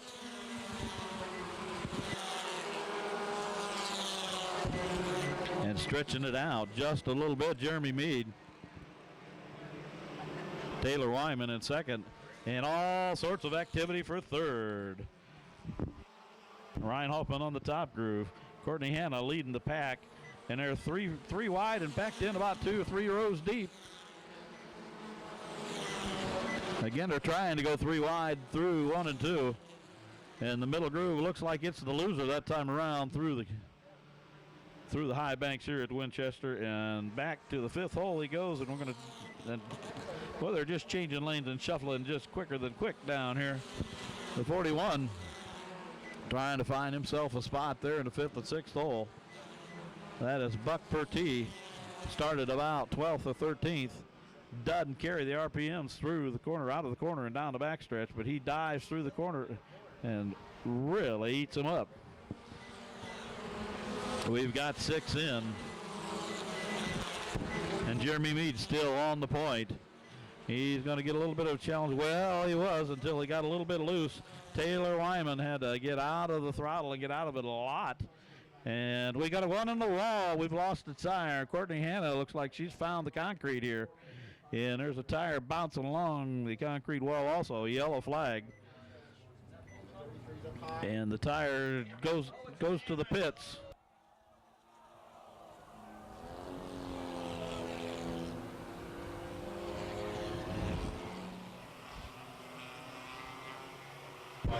Chris Jennings and Buck Purdy Yancey want to know which lane's going to take off and go. Purdy's a little bit behind the 8-ball on the start. They're going to get the green flag, and they have dropped the hammer, and here they go. The outside line looks like it's going to take off and go again. Jeremy Mead gets the early jump on Ryan Hoffman, and right behind him here comes Purdy, the second fastest car in qualifying this afternoon, and he's going to show a little muscle. And the outside line again is on the move. Purdy just drops the inside, says, hey, this is my point, and I am off and running. Your new leader, number 36, Buck Purdy. He's going to get a challenge really quick from Matt Stone in the 133. It's good racing here at Winchester Speedway. We got 7 in. Purdy's got a lot of horsepower. Got out of the corner pretty clean. He got him a couple of car length lead and dove into the corner really hard. That car is handling nice for a four-wheel drive automobile on a high bank racetrack. Purdy in first, Stone in second. Mead running third. He's not going to let these guys get out of his eyesight. And Kevin Flynn in fourth. Ryan Hoffman has slipped to fifth.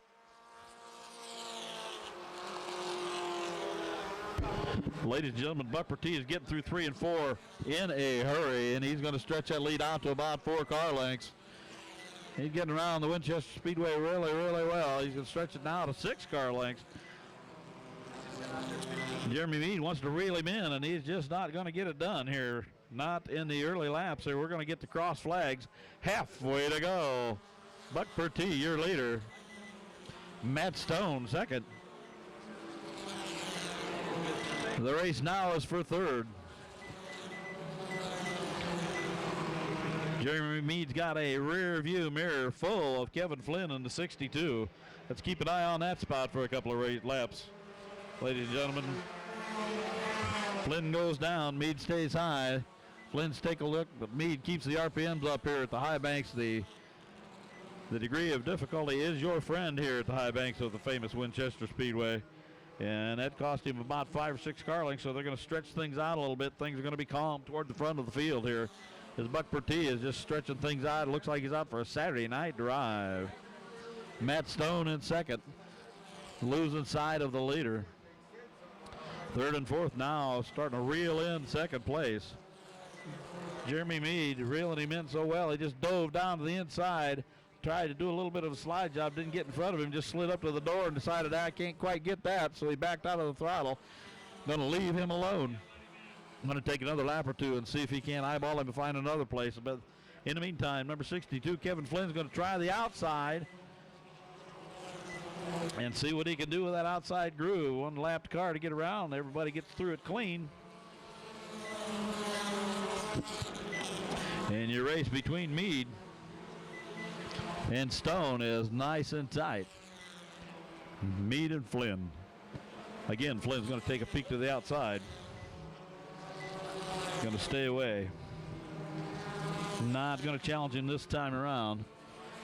Buck Purdy has long disappeared into the field, and if they don't catch yellow, they're going to have trouble catching him. 15 in, 5 to go. The race is now for second place. Matt Stone.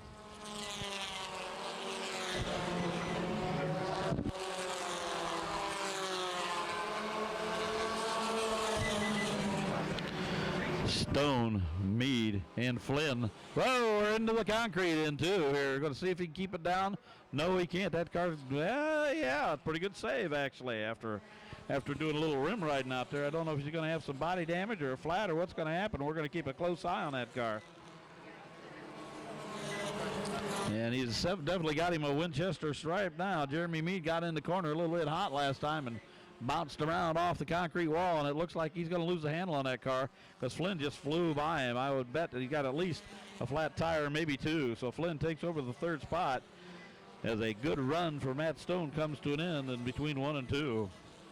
Excuse me, Matt Stone.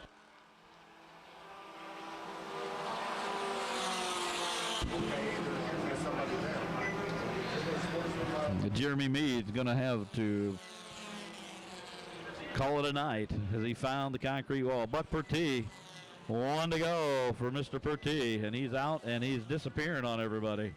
Running and hiding in this race.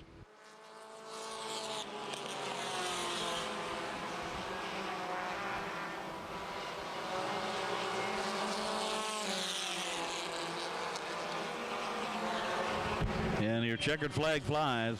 It's Buck Pertee, your winner.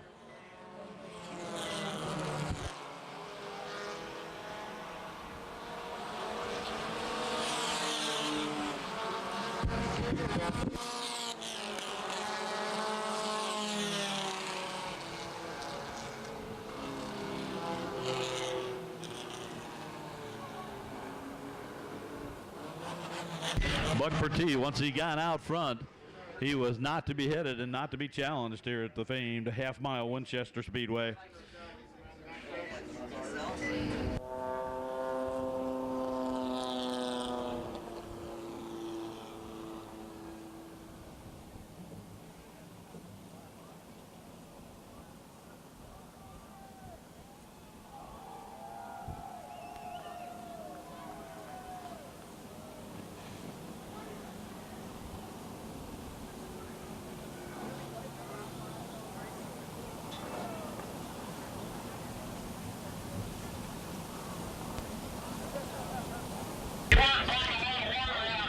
And there is your winner, number 41, Buck Pertee. Matt Stone comes home second.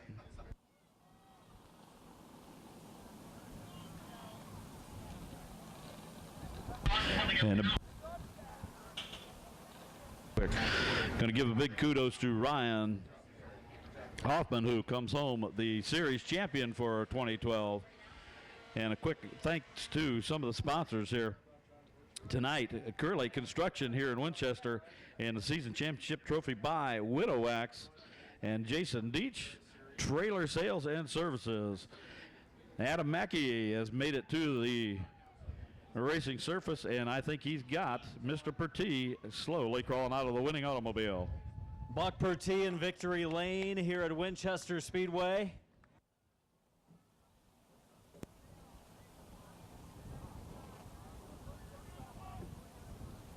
First night here at Winchester, claiming victory in the front wheel drives. Shady Bull competitors with a clean sweep this weekend. Maybe that bodes well for Don Mahaffey Jr. tomorrow, right? But you got Buck Pertee in victory lane in the 41 car. Last night it was Stone in the 133. You call Shady Bull your home track, a lot different, 3/10 mile. Definitely not as fast, definitely not as big, though it's quick. How do you like Winchester? This place is awesome. First, I got to say thanks to Ethan Pope and Alan Pope. This is their car. I drove it last week at Killcare. I drove it tonight. It's fast. Congratulations, great job. Good luck, whatever you guys do the rest of the off season into next year. Thanks. Buck Pertee, the winner in car number 41, his first ever start here. Stone finishing second in the 133 after his win last night. Kevin Flynn, a good run in the top three. Congratulations to our second and third place finishers. And the Vors Compact Touring Series champion back here in the 117, Ryan Hoffman. Congratulations on the championship. Hey, thanks. Going into this season, I'd never imagined that I'd be sitting here now. I just wanted to run some races out here and give this Vors a try. And I can't even describe how I feel right now. This is the best thing ever. I could have never imagined this. It was a tight battle coming into the weekend, just a 1-point differential. You and the second place car of Teagarden. He had some problems last night, got into the wall. That helped you claim it a little bit easier than what it looked like it was going to be. Yeah. Only having a 1-point lead, I would have rather been trying to catch him, but leading it, it's only yours to lose at that point. And man, I knew it was going to be a battle this weekend with Aaron as fast as he is. And I just got to thank all my sponsors, Boundary Waters, CarQuest. I couldn't do it without my fiance Amy and her brother Josh working on this car all nights till 2, 3 in the morning. It's the best thing ever. Your champion, claiming the 2012 Vors Compact Touring Series champion, brought to you by Widow Wax and Deach Sales and Service, Ryan Hoffman. All of tonight's racing in this division was brought to you by Cooley Construction, the sponsor of the front-wheel drives tonight. Congratulations to our top 5 finishers as well as our champion.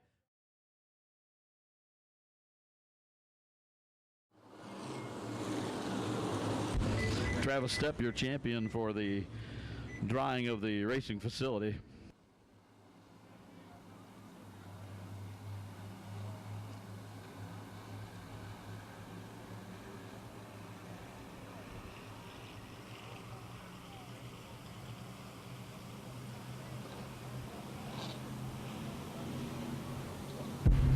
That's why spotter should be on here, the spotter table. Here they come, Shank and Atkinson, Skaggs and Jennings. The first 4 rows, a little bit of contact starting early. Shank gets out, yeah, a little, and Atkinson going to follow him into the 3rd corner. Everybody gets through it clean. Remember, this is a 15-lap race, and your top 4 transfer to the A main.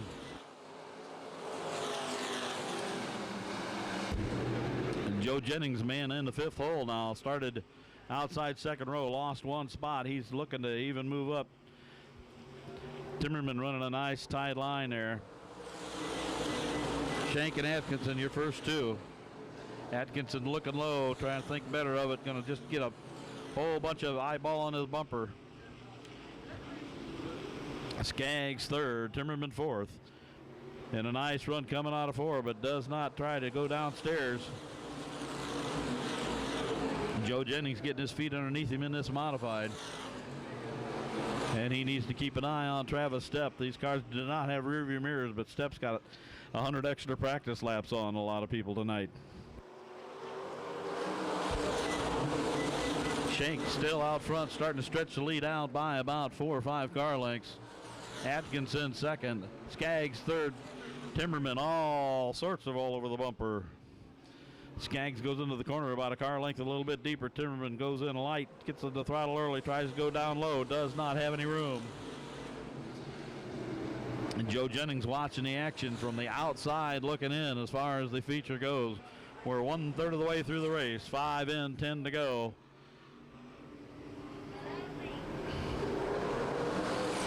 Shane Shirk still out front, holding the point rather well.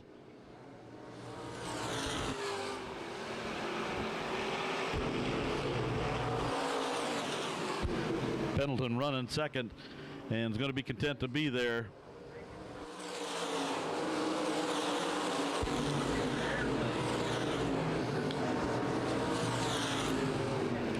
Again, the spot to keep an eye on is the Timmerman-Jennings battle that should develop.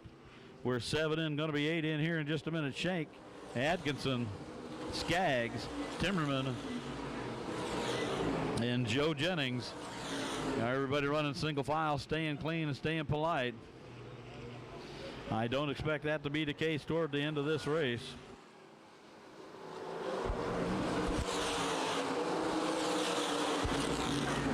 Nine down, 6 up. Things are about the same. Atkinson decides he's going to go take a look at the point. He's going to go down on the inside of Shank. They're diving into 3 and 4 door to door.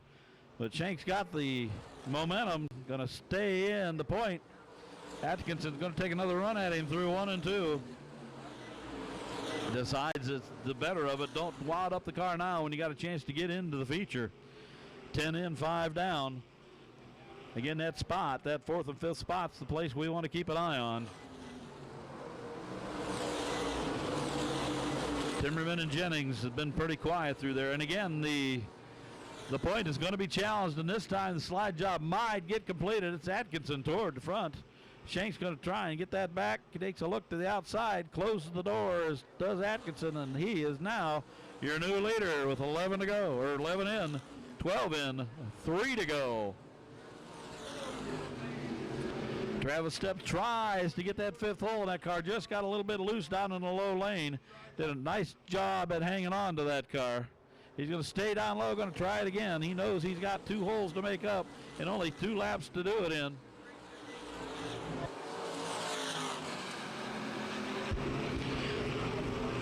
Atkinson going to take the white flag this time around. Shank in 2nd. Skaggs 3rd. Timmerman fourth.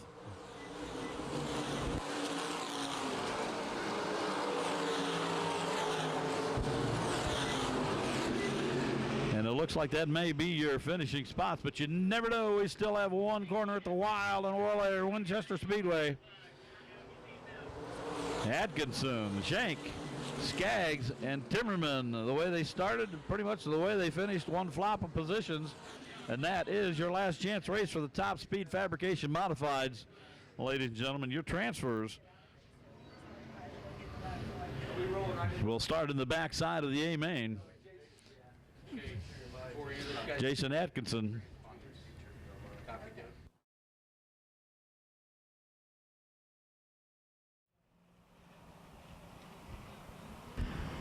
Final moments before the start of this Sullivan RV 30-lapper. Going back to yellow as we have the top 10 qualifiers inverted at the front of the field. Top qualifier, Aussie and Indiana driver Terry Fisher, starting on the outside of row number 5.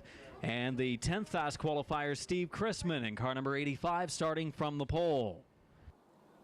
Close battle in the point standings. We've talked about it the last couple of races for this division. The 38 of KC Spillers claimed a victory the last time they were here at Winchester. But Spillers now trails the points battle by 3 to Jason Atkinson.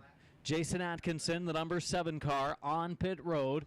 Atkinson ran in the modified last chance race, and now Atkinson is back on pit road as the crew looks to jack up maybe the left side of the race car.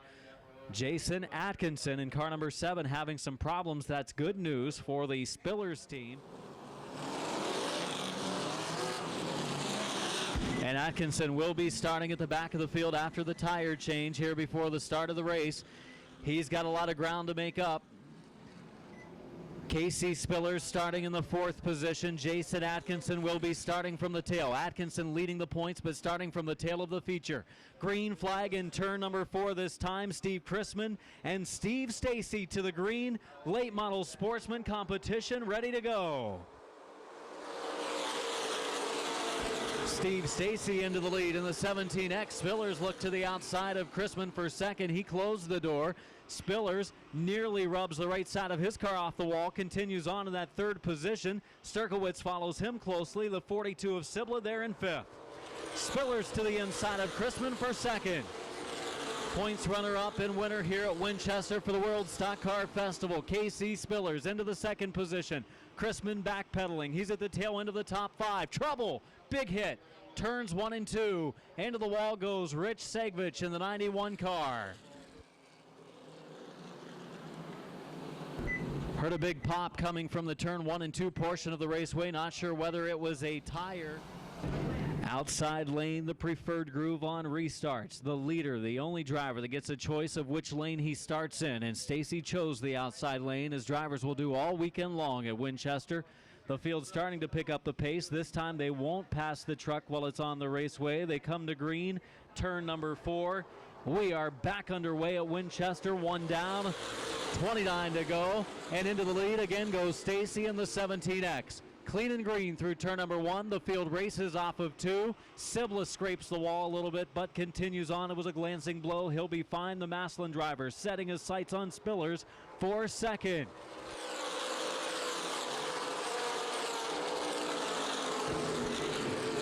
Spillers has given up 2 car lengths now. Make it 3, make it 4 as he fades back from Stacy. Steve Stacy, the Plymouth, Indiana driver, car number 17, looking strong early on. 3 laps in.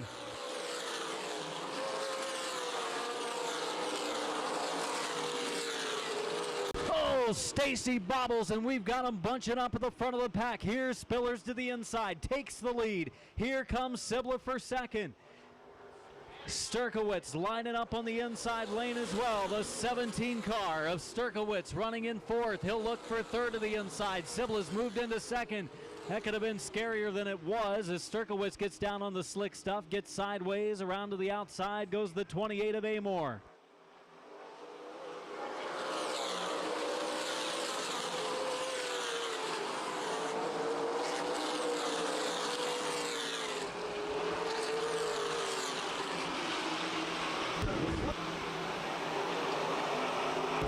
Your leader is KC Spillers. We complete lap number 6 at the line.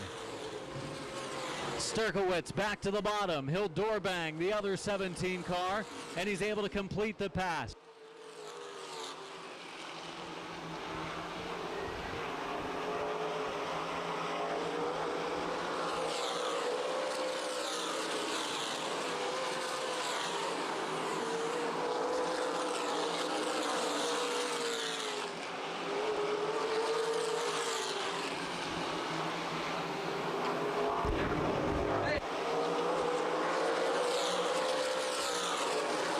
Spillers really sideways entering turn number 1 that time as Sybilis trying to reel him in a little bit.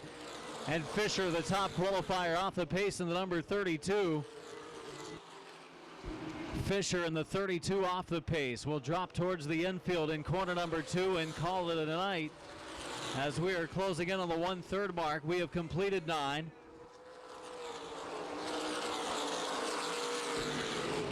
Spillers up by 3 car lengths. Here's Sturkowitz to the inside.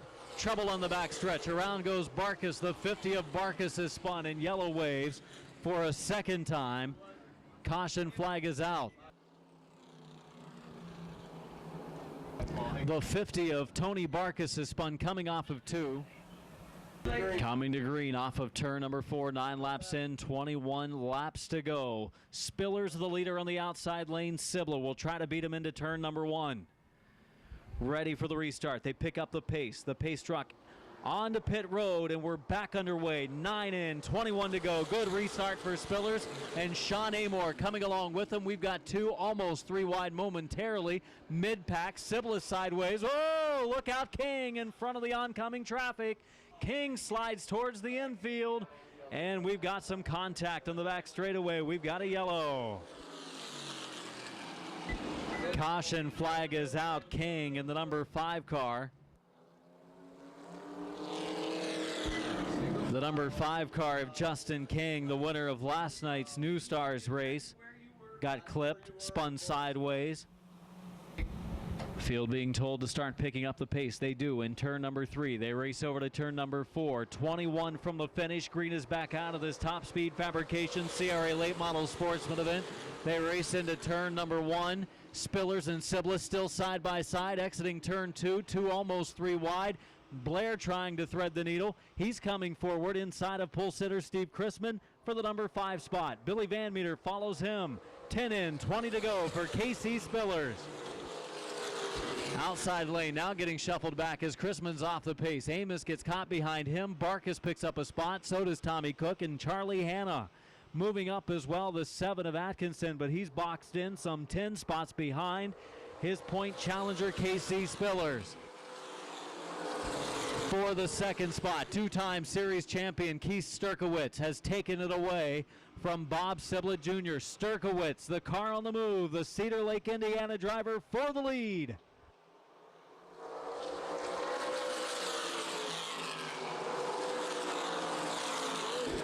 Spillers, Sturkowitz, Sibla, and Amor, 1st through 4th. 4-car breakaway, front of the pack. Little bit of distance between 2nd and 3rd, and Sturkowitz, another run to the bottom of Spillers for the lead. 13 in, 17 to go. And Atkinson makes his run to the outside of Amos back in the field. Close racing, nearly rubbing some paint. You wouldn't be able to tell. They're both white and red cars. But Atkinson picks up the spot. 2-time series champion Charlie Hanna had to check up big time coming off of 2 as he nearly knocked down the wall.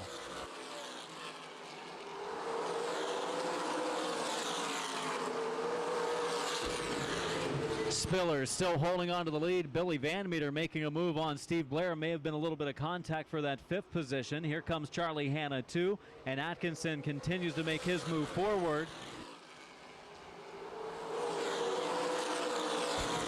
Sturkowitz at the halfway mark, 15 laps in, 15 laps to go to the inside of KC Spillers.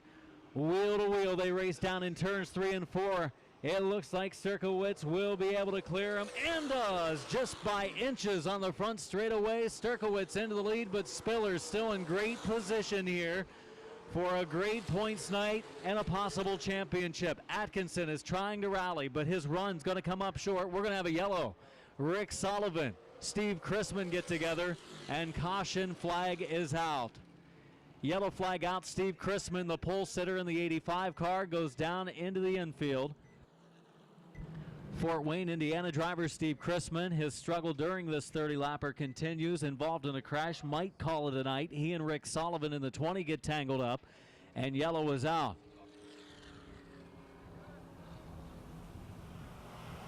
Sturkowitz has claimed 1 win this season on the tour. Looking for a second of the year here tonight after a stellar season a year ago. Green flag, turn 4, 14 from the finish, and we're back underway in the Top Speed Fabrication CRA Late Model Sportsman. This double file restart getting a little bit hairy down in turns 1 and 2. Everybody, though, making it out of turn 2 safely. 17 in, 13 to go. Van Meter drives it in deep, up alongside Blair for a spot. And Van Meter contact, trouble on the front stretch. Look out, here's a big one. Big crash down in the corner, cars piling in as we have a big crash on the front straightaway.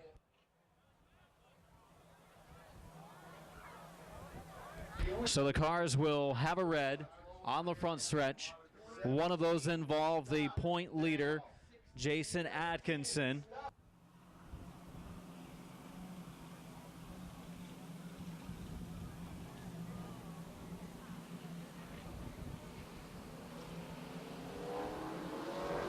Green flag coming off of turn 4. Sturkowitz back underway. Spillers along the inside lane. Rolling again in this sportsman feature. Blair into the wall goes Van Meter in the 23 by himself. Van Meter gets into the wall.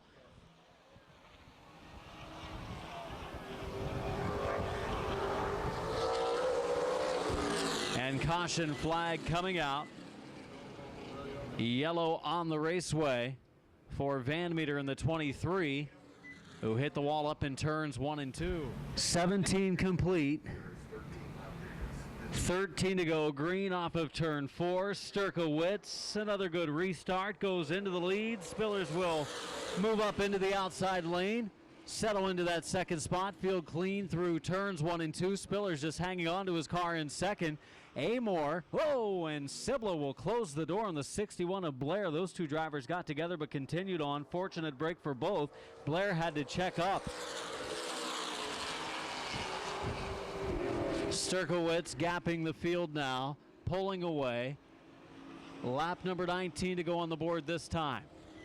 Sturkowitz, Spillers, Amore, Sibla, top 4. 5th is Blair. 6th place, the 11 of Kirby. Then Chrisman and Barkus still out there racing.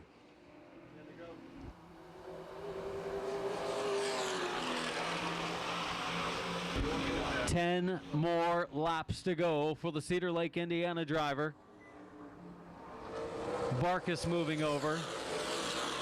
Eric Barkus and the sportsman moving over.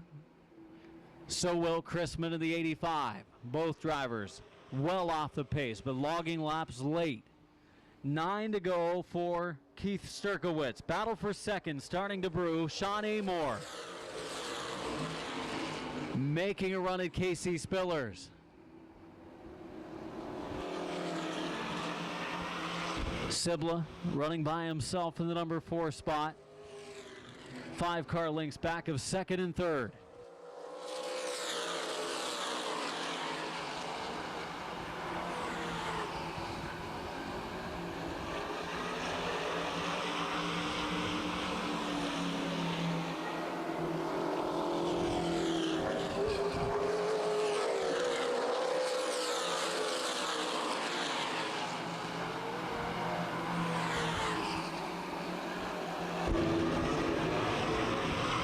Best battle on the raceway for second and third. Casey Spillers, the 38 car.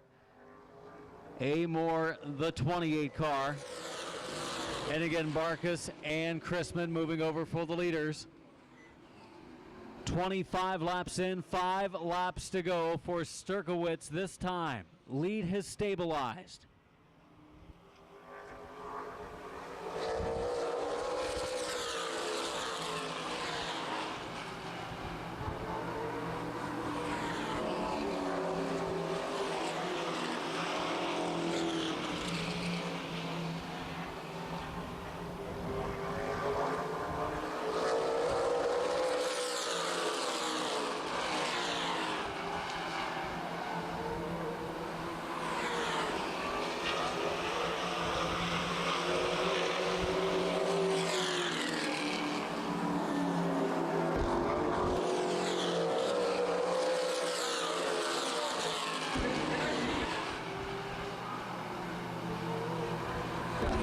Final 3 laps, the modifieds coming up next. 2 to go for Keith Sturkowitz.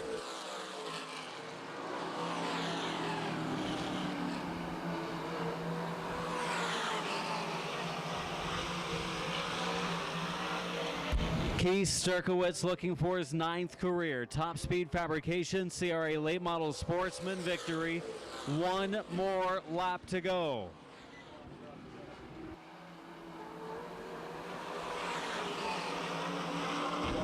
The Midnight Blue Towing and Recovery Alpine Mountain Chevrolet number 17 of Cedar Lake, Indiana, driver Keith Sturkowitz claiming the victory. Casey Spiller 2nd, Sean Amor 3rd, finishing 4th, Bob Siblett Jr. 5th spot. We'll go to the 61 of Steve Blair.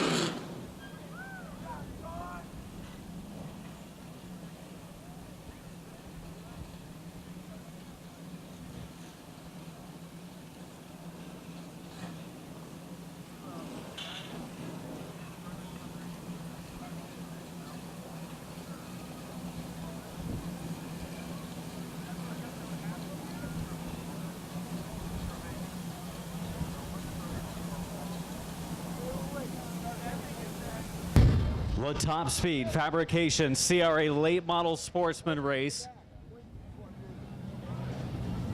comes to a close. Top 3 finishers on the front stretch celebrating podium finishes.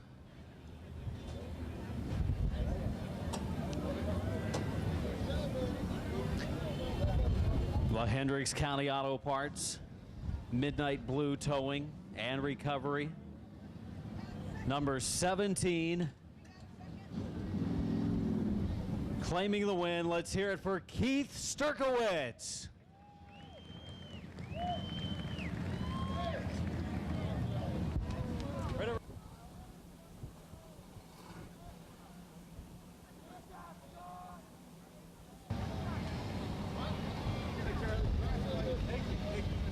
Keith Sturkowitz, congratulations, another victory. This is the 9th in your career with this division. You tie for the number 1 spot again with Jason Atkinson, who just picked up his 9th at Lucas Oil Raceway. Good run for this car that's for sale.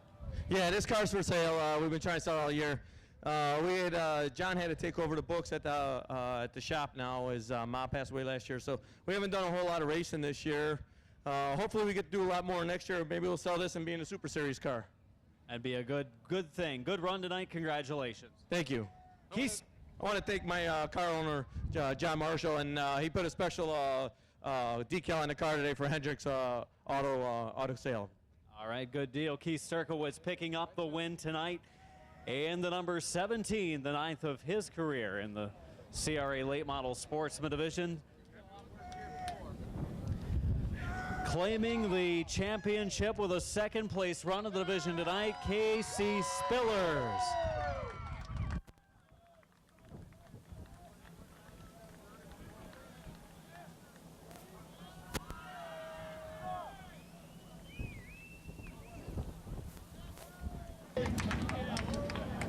KC, congratulations. Boy, Winchester's been good to you the last couple of races. You got to love this place. I raced down here back in the 90s, and I just love this place. I race here every Saturday night, and that's how I got good at this place. I really like this place, but I'll tell you, I got to thank these guys. These guys worked hard. We set a goal at the beginning of the year. All we wanted to do is come out here and just be competitive, win a race or two, and be in the top 5 in points, and we have overexceeded that. And these guys are absolutely the best guys I got to work for me. You took the points lead at Winchester when you claimed the victory. You had a lead going into Lucas Oil Raceway. Jason Atkinson was really good there. He took the points lead back, was up by 3 entering this one. It was basically a matter of who finished ahead of 2. Well, we came here to win. We knew if we come here and we won the race, we could win the championship. But we weren't really here trying to win the championship. We were here trying to win the race. And to me, we won the race. Congratulations to Keith, Bobby, and all them guys. They did a great job, and I really appreciate it. And thanks to all the fans. Thanks to CRA, Eddie, all these guys, Steve, Terry, and all these guys that work with me. This is great. Let's hear it for the point champion for the Top Speed Fabrication CRA Late Model Sportsman, Casey Spillers.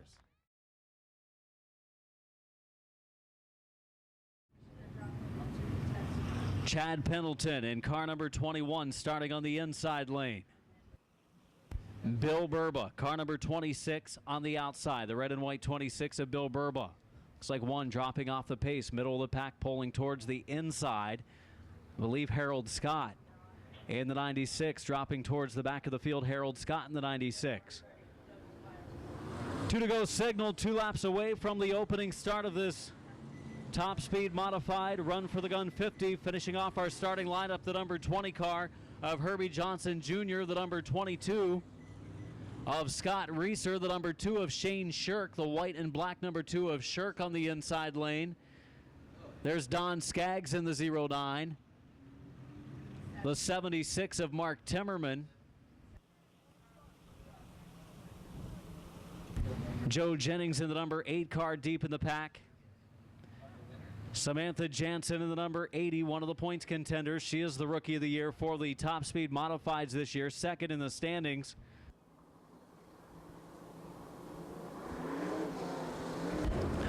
Jason Atkinson in the 21 car, rounding out our field. Field sees the white flag, 1 until the green. Getting ready to go 50 laps of green flag action. Top Speed Modifieds.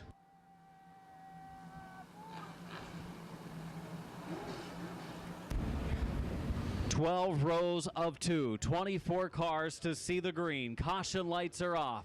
Up front, Damon Breedlove inside. Trevor Berry, the point leader, soon to be possibly the point champion, coming to green off of turn number 4. Breedlove hits the go pedal. So does Berry, and we're underway for the Run for the Gun 50. Into the first and second turn, one driver falling back, Tomasic, and the orange number 7 falls out of the top 5. Cars shuffling behind him, heading to turn 3, clean and green. Skaggs, a close call with the wall, deep in the field. Leading lap 1, the X of Breedlove.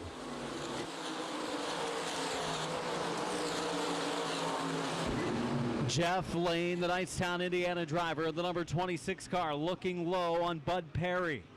For the 6th position, Lane inside, Perry outside lane.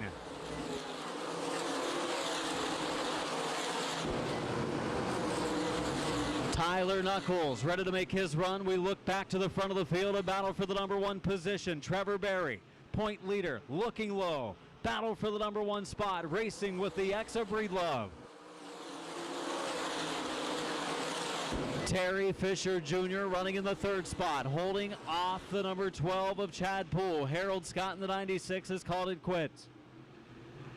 5-car breakaway over Jeff Lane, who runs in the 6th position.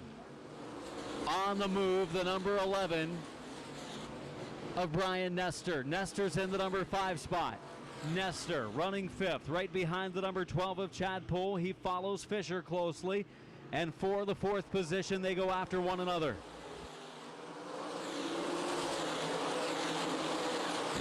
Jason Atkinson in the orange number 21 has dropped off the pace. He's going to make a trip down pit road. Jason Atkinson heading toward the pits. Chad Poole for 3rd. We've seen Poole quick here before, and Chad Poole, former American Modified Series champion, into the 3rd spot, setting his sights on the lead duo, and here again comes Berry, the Michigan driver, to the inside. The son of Dennis Berry, Trevor Berry, racing for the lead. Car is for sale, and right now he's trying to put it in victory lane for maybe a final time. 8 laps in at the stripe this time for Damon Breedlove, Trevor Berry, Chad Poole, Terry Fisher Jr., and running 5th currently, the 11 of Brian Nestor. 6th, Jeff Lane. 7th is Tyler Knuckles. Running 8th, Mike Stacy. 9th at 10 of Bud Perry, and running 10th is Scotty Tomasic. 9 complete for Breedlove, and the pressure is being applied by Trevor Berry. Berry's car, a little wobble going into the first corner. Loose is fast here at Winchester, wanting to find that edge. And now Tyler Knuckles, the Columbus, Ohio area driver, looking to the inside of Jeff Lane in the 26. For the number 6 spot, Mike Stacy, who we've seen win the Run for the Gun 50 before. He's running in the 8th spot. Knuckles tries a crossover move, nearly lost his car up in turn number 4. Went high and he dropped low. Knuckles working it on the bottom side. We watch the top 5. They're closing on slower traffic. That's when it's going to get exciting, folks. Could get a little scary for Damon Breedlove, who leads this race. 5 cars right ahead of the leaders. Breedlove coming up on the number 80 of Jansen. She'll move over to the inside. Also straight ahead, the 76 of Timmerman moving over. Leaders going around to the outside. The 8 car moving over as well. Trouble in turn number 2. And we're going to have a caution flag, yellow flag out for a car parked in the bottom lane of turn number 2. It is Pendleton. Trevor Berry also competing in a sprint car this year up in the state of Michigan. A non-wing sprint car on asphalt. Green flag, turn number 4, 13 complete, 37 to go, and Breedlove a great restart on the single file restart. We head into the first corner. Berry nearly was overtaken by Poole, falling back a position into the 5th spot. The number 28 of Terry Fisher Jr. Up to 4th comes Brian Nestor, always a favorite here at Winchester or wherever he runs his number 11 modified. The Widow Wax car is into the top 5 and now make it 4th. Berry has quickly run down Breedlove after a not-so-good restart. Chad Poole runs in 3rd. 4th is Nestor. 5th is Fisher. And 6th is Jeff Lane. One of our top 10 unable to make the call for the restart was Tyler Knuckles in the 57. His car remains on the infield. Trevor Berry running 2nd. Wants to do one better than that, but biding his time right now. 16 laps in, and Berry makes a run in turn number 2, drives it in deep, gets on the gas early, pulled up wheel to wheel, but lost some ground up now, and here comes Chad Poole joining the top 2 battle. And Poole might just get around Trevor Berry, and does, for the 2nd position. Poole sideways, look out, Poole up into the wall. Coming off of the corner, he collects Trevor Berry, also collecting Nestor. Car still joining in. Around goes Burba, slow motion spinning in turn number 2. Shane Shirk goes into the infield. We've got Nestor on the bottom. Jonathan Martin is there. Greg Fullerton also collected, and caution is out with 14 laps in. See how long it takes Nestor to make a run at Breedlove at the front of the pack for the Run for the Gun 50. Mike Stacy starting to challenge Jeff Lane for the number 4 spot. Bud Perry will follow closely, watching as a couple of cars race back in the field. Shane Shirk outside of Reeser. Here's the battle for the lead. Nestor inside at the line. It is Breedlove by mere inches, but Nestor fighting hard on the inside groove. Here comes Fisher. Terry Fisher Jr., car number 28 to the outside. Into the 2nd spot goes Fisher. He'll look for the lead. Bold move down in 3 and 4. The door will be closed, though, by Breedlove. 16 laps in, top 3 in a battle. They have broken away by 4 car lengths over Stacy, who has passed Jeff Lane for 4th, but Stacy is closing on the top 3. 4 cars now in the lead pack.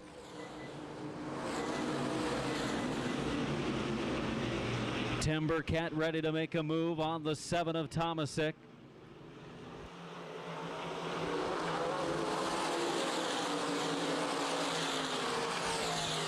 "18 laps complete. And Mike Stacy throwing his name into the hat for possible challengers for this Run for the Gun 50. He's won the rifle before, looking for yet another one. Up, not going to happen. Mike Stacy in the number 4 car off of turn number 4, drops off the pace. Mechanical failure for the number 4 of Mike Stacy. So Stacy out of the action, will turn down left off of turn number 2.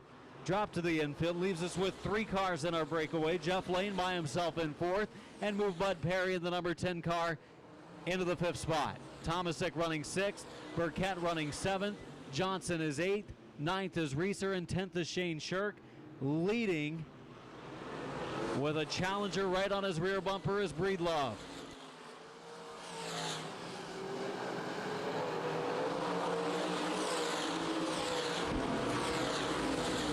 Nestor running 2nd in the middle of the sandwich between Breedlove and the 28 car of Fisher. A little bit of a wiggle for the X of Breedlove coming off of turn number 2 that time, and the 11 of Nestor is there to challenge Breedlove's car. The handle may be starting to go away, and here comes Nestor to the inside. Nestor trying again for the lead. Low lane of Damon Breedlove coming off of turn 2. Fisher goes to the outside. He might be able to take 2nd in this deal. Nestor will need to complete the pass or he may lose the 2nd spot. Fisher in a pretty good position here to try to take 2nd away from Nestor. He might be able to do it as the field goes into turn 3, and Fisher, the Ossian, Indiana driver, has taken 2nd away. He will challenge for the lead. Terry Fisher Jr. to the bottom of the track.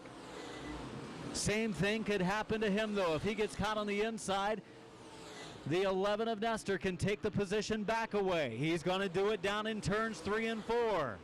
We're at the halfway mark of this 50-lapper for the Run for the Gun. It is 26 laps in, 24 to go for Damon Breedlove, Brian Nestor, and the 28 of Fisher. It's been a great battle in our top 3, shuffling for that 2nd position, but the leader, Breedlove, holding on from the onset.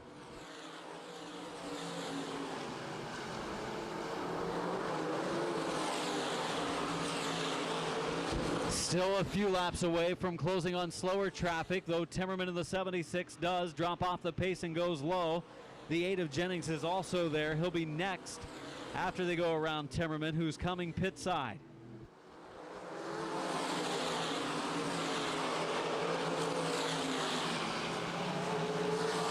Still 3 cars in the lead breakaway. They are up over 10 car lengths on the 4th place car of Jeff Lane, who might be in the right place at the right time to get a top 2 run here in this race if anything happens up front. Breedlove, Nestor, Fisher for 2nd and 3rd. Lane in 4th. The battle for 5th heating up. Tomasic challenging Bud Perry. 30 laps in, 20 to go, and Nestor again to the inside. Nestor sideways, contact with Breedlove. They both get in the throttle hard coming off of 2, but Nestor's going to lose 2nd again to the 28 of Fisher. That 2nd place position continues to change hands as each time they go to the bottom, it's not quite the place to be tonight. They lose that position, drop to 3rd, and they reset the field up front.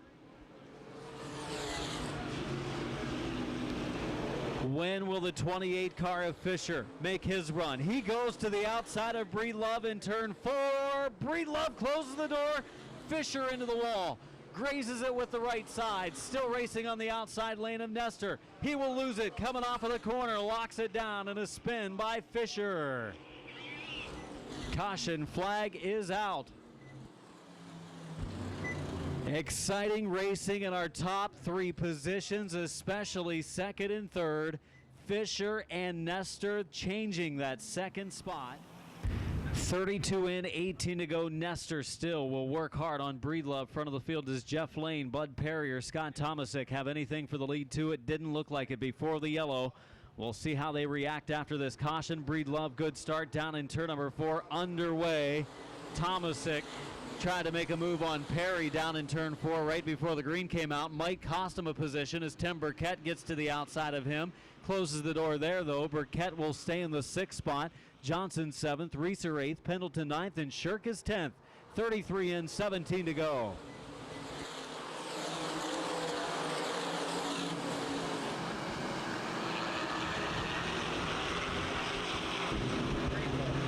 .34 laps in at the line. Breedlove trying to hold on for the big victory at Winchester. The run for the gun, 50 tonight. CRA Street Stock 30-lap feature to round out our program. Coming up next, qualifying for the Winchester 400 scheduled tomorrow morning at 10:30. Green flag on the race at 2 p.m. and we're side by side for the lead. Nestor again. Cannot make the pass. Pulls up just about wheel to wheel. And then the X of Breedlove pulls back ahead. 2-car breakaway, 4-car length advantage on the 21.6 of Jeff Lane. Lane with one more race tonight set the track record in the street stock qualifying session earlier. Has that race coming up. And the 2 cars at the front of the field are going at it heavily. Some racing back in the pack as well as Fisher starts to make his move forward. Some contact, trouble in the corner. Trouble in the corner, and could have been a lot worse. The 2-car of Shirk just missed, really walloping the 21 of Pendleton. Pendleton's car getting some contact from behind. Pendleton in the 21 getting some contact from Fisher in the 28. Doesn't look like Lane, Perry, Tomasic, or any of the other challengers have anything. For the top 2, they pulled away after the last green flag. They'll try to do it again. 13 to go. Another good restart for Breedlove in the X. Into turns 1 and 2. Oh, Burkett just rubs the wall a little bit. So does Johnson in the 20. Johnson loses a spot to Fisher.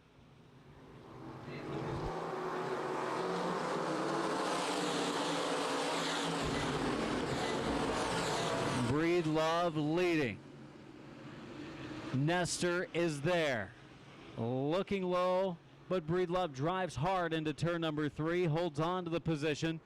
11 to go.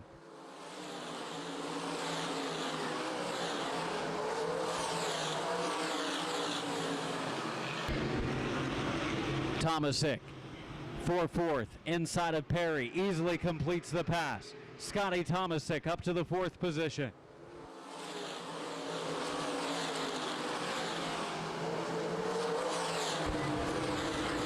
10 laps to go, shown to the field that time. Tim Burkett getting racy now. Bud Perry in 5th.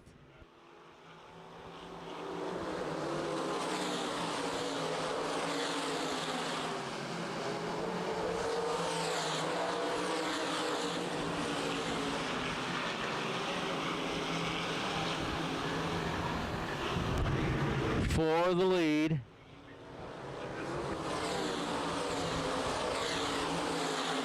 Nestor continues to give it a try, but the inside lane, not the preferred groove here, especially not tonight.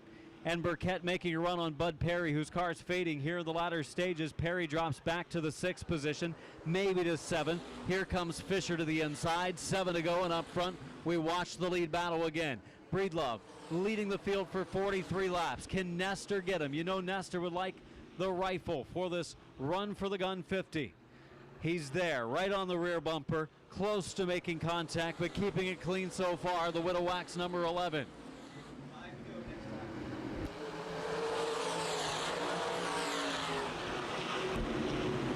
This time, 45 complete, 5 to go. Clear racetrack ahead, other than the 09 of Skaggs. Looks like he's dropping off the pace, going to pull to the pit soon. Final 5 laps for Breedlove and Nestor. Good run off of turn 2 for Nestor. Going to drive it into turn 3. Still on the bottom. Up the banking. Has to check up to avoid hitting the X of Breedlove.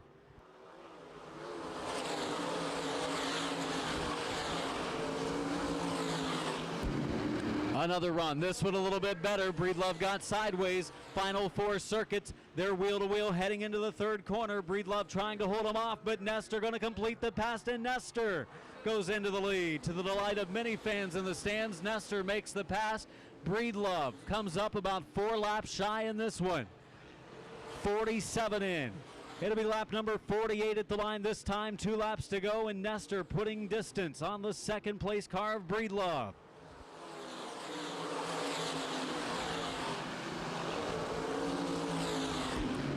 The lead up to 7 car lengths coming off of turn number 2, and this time the white flag will fly. Brian Nestor, he's won here before. He's won many a modified races, and tonight it looks like he'll pick up another. Final lap of this Run for the Gun 50 for the Top Speed Fabrication Modified Championship. Looks like it's going to be in the hands of Trevor Berry, and the win tonight in the Run for the Gun 50 coming off of turn number 4 is Brian Nestor. Second spot, Breedlove. Third spot goes to Lane. Fourth to Tomasic. And fifth, the 14 of Burkett.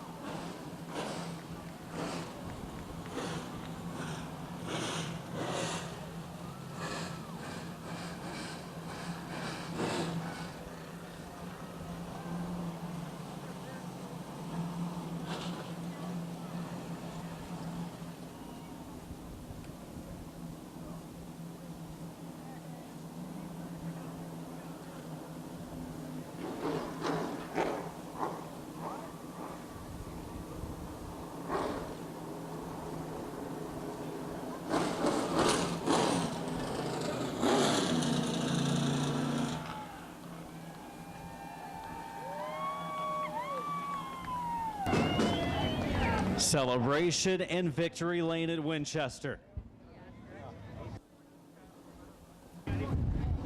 Was sharply done, a widow wax.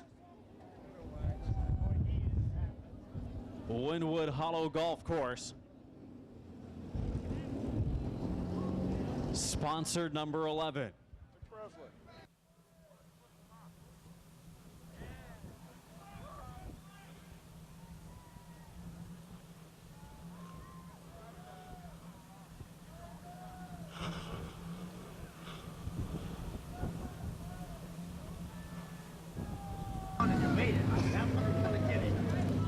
Congratulations come from other competitors. Your winner, Brian Nestor.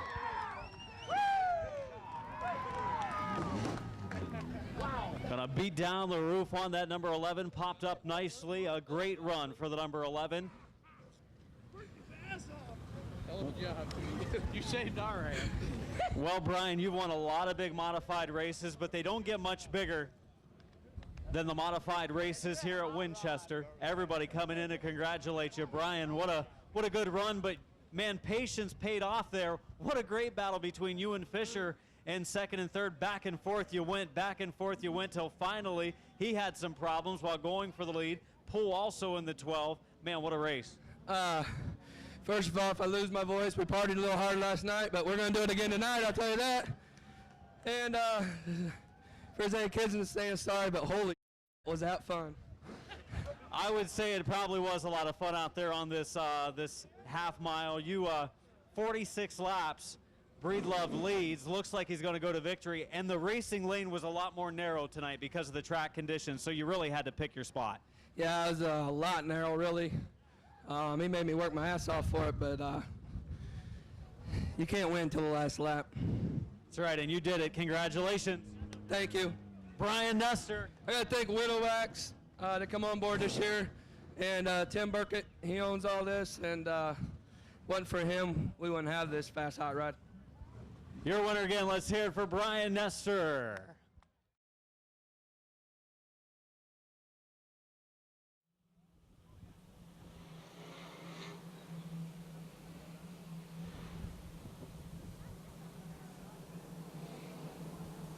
Josh Lank rounding out the field in the 117. We have the one to go signal out this time. 30 laps for the Winchester 30-lapper.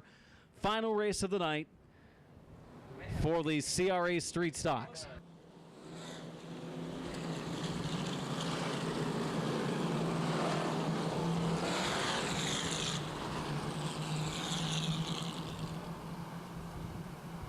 Sam Pierce Chevrolet Winchester and CRA pace truck for this race heading into the infield. It will be the 37 of Haley, the 73 of Colby Lane coming to the green. Turn number 4 this time. CRA Street Stock competition ready to get underway. Top qualifier Jeff Lane, the new track record, starting 8th. Watch Jason Thompson, the 28. He's going to try to get to the front before Lane, or he knows it will be too late. We've got Martin getting turned sideways deep in the field, but we go green.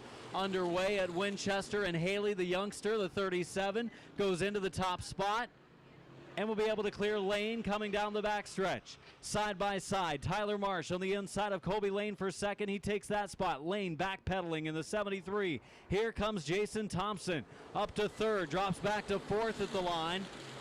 Jeff Lane, the top qualifier, starting this race in 8th, being patient right now, biding his time, gets to the outside now of Reidner.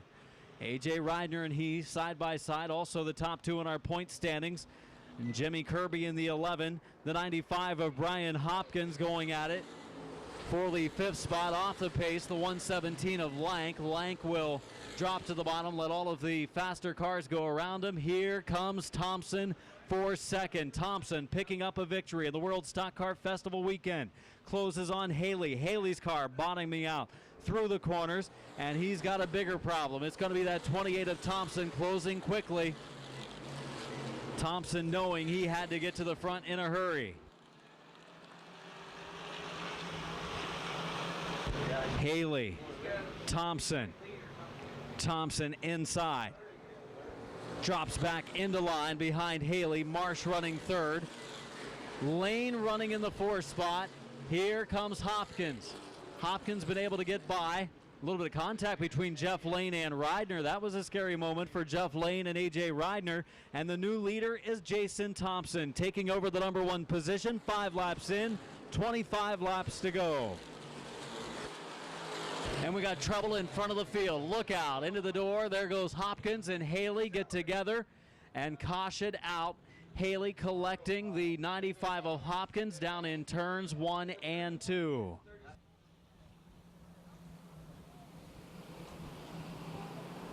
Coming to the green off of turn number 4, 25 to go, and Thompson goes back into the lead. Here comes the 11 of Kirby, the point leader, and looks like will be the point champion with Hopkins falling out. Kirby now has one thing on his mind, trying to win the race.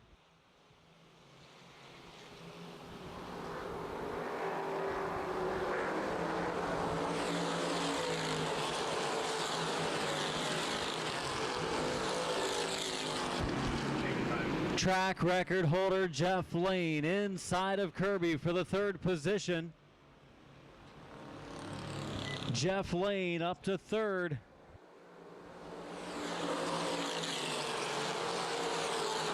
Lane has been fast all weekend and now challenging for the number 2 position. Jeff Lane inside of Tyler Marsh for 2nd. Lane was extremely fast the last couple of races, had some mechanical issues that put him out early.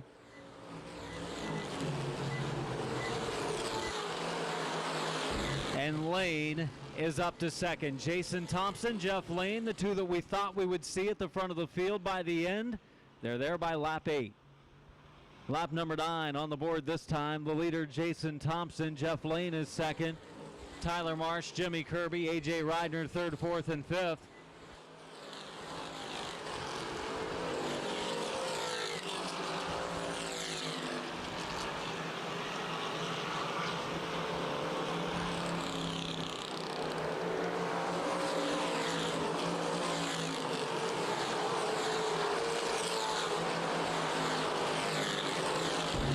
Jeff Lane in the 21, a rocket.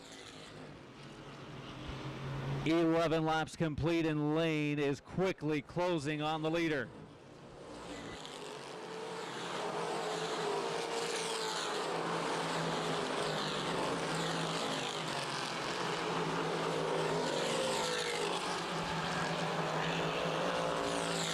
Trouble over in turn 2, the number 9 of Carl Muffley with sparks flying from the car. He continues on though.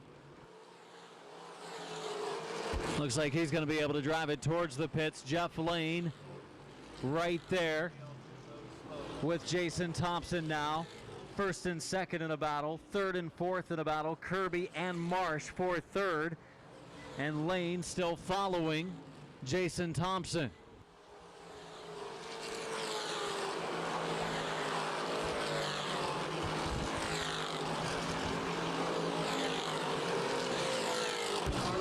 Going down a lap now, Gumbert in the 17. Has moved to the outside. Jason Thompson going to the inside. He gets up close to the wall. Going to be halfway this time. 15 laps in. 15 to go. Marsh will work by Gumbert. So will the 11 car of Kirby. 15 in, 15 to go. Thompson, the lead, stabilizing now. Lane's car maybe fading a little bit.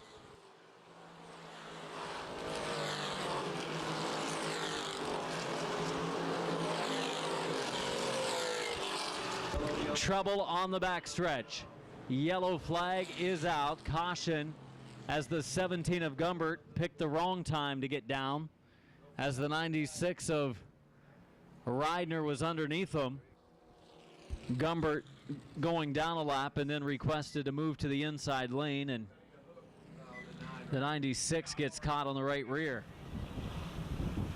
15 laps in, 15 to go, and now Thompson and Lane coming into turn 3, coming into turn number 4. Thompson sideways, coming to the green, up along the wall, and Jeff Lane in the 21 car, inching forward, trying to take the top spot away. Jeff Lane racing hard on the inside.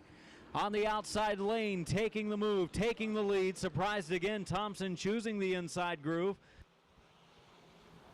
And Jeff Lane, your new leader, 14 laps to go. Thompson second, Kirby third, Marsh is fourth, fifth spot is Trinkle.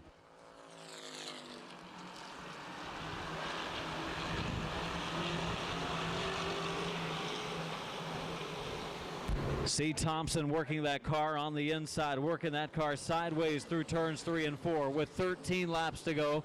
Jeff Lane, the top qualifier, new track record holder in the 21, putting a few car links on Thompson.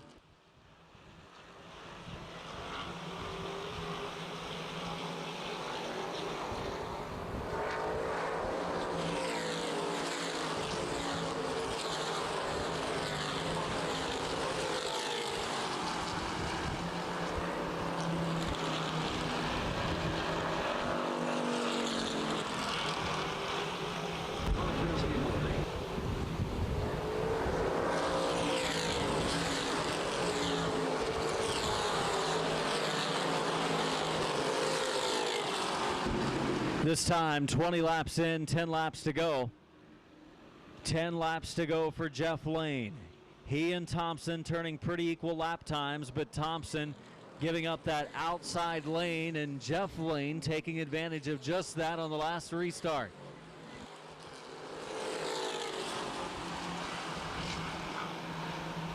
Kirby, the point champion, claiming a championship in the CRA Street Stock Division this weekend. About to challenge for the second position. Also racing this weekend in the late model sportsman was Kirby, getting a car off of the van meters.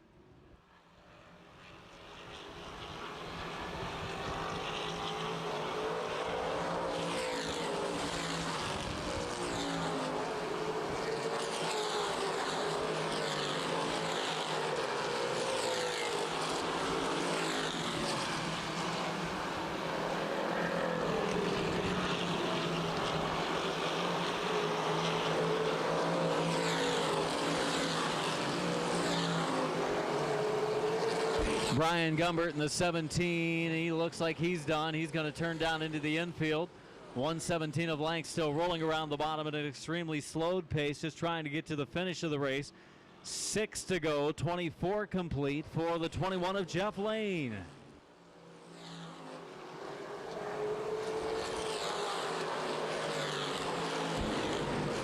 Kirby wrapping up a championship, now trying to claim second. Racing hard with Jason Thompson.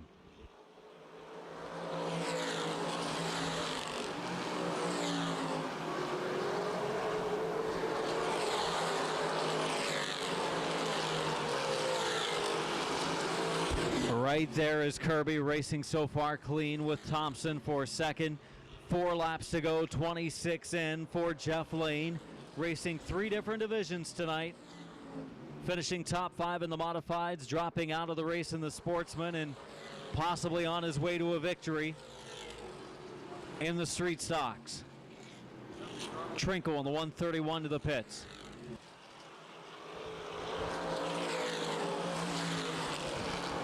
'28 at Thompson, maybe having the engine start to lay down a little bit. And Kirby will make a run at him on the backstretch, then nearly makes some contact, so he checks up.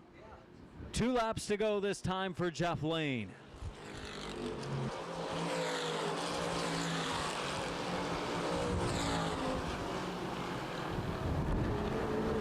Lap and a half now for the Knightstown, Indiana driver of Jeff Lane. 0-1 of Zordon.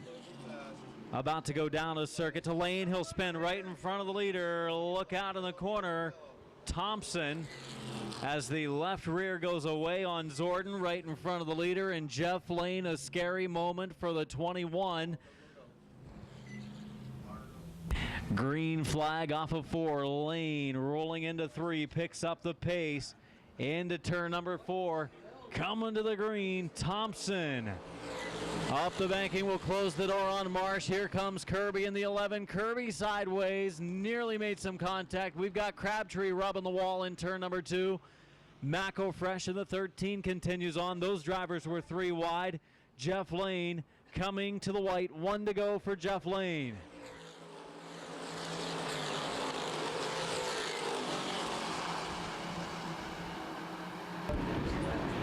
Kirby running 3rd, Marsh running 4th, Barkus running 5th. Good run for the 50 of Barkus.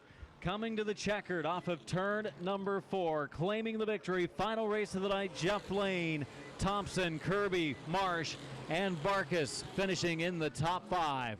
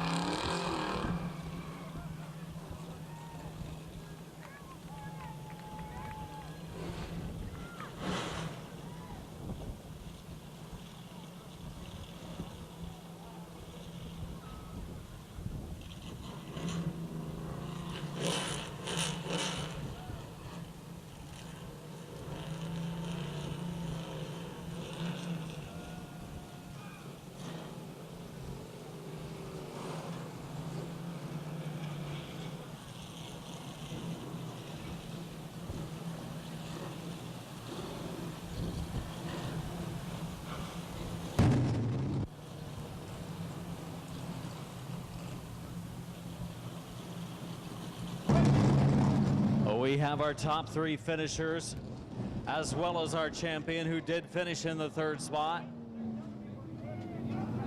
2nd place run for Jason Thompson, another top couple to finish for the CRA Street Stocks.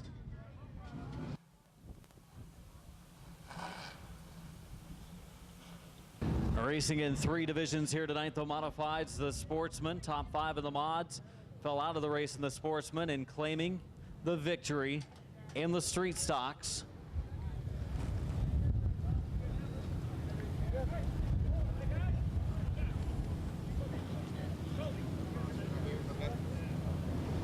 Your winner, Jeff Lane.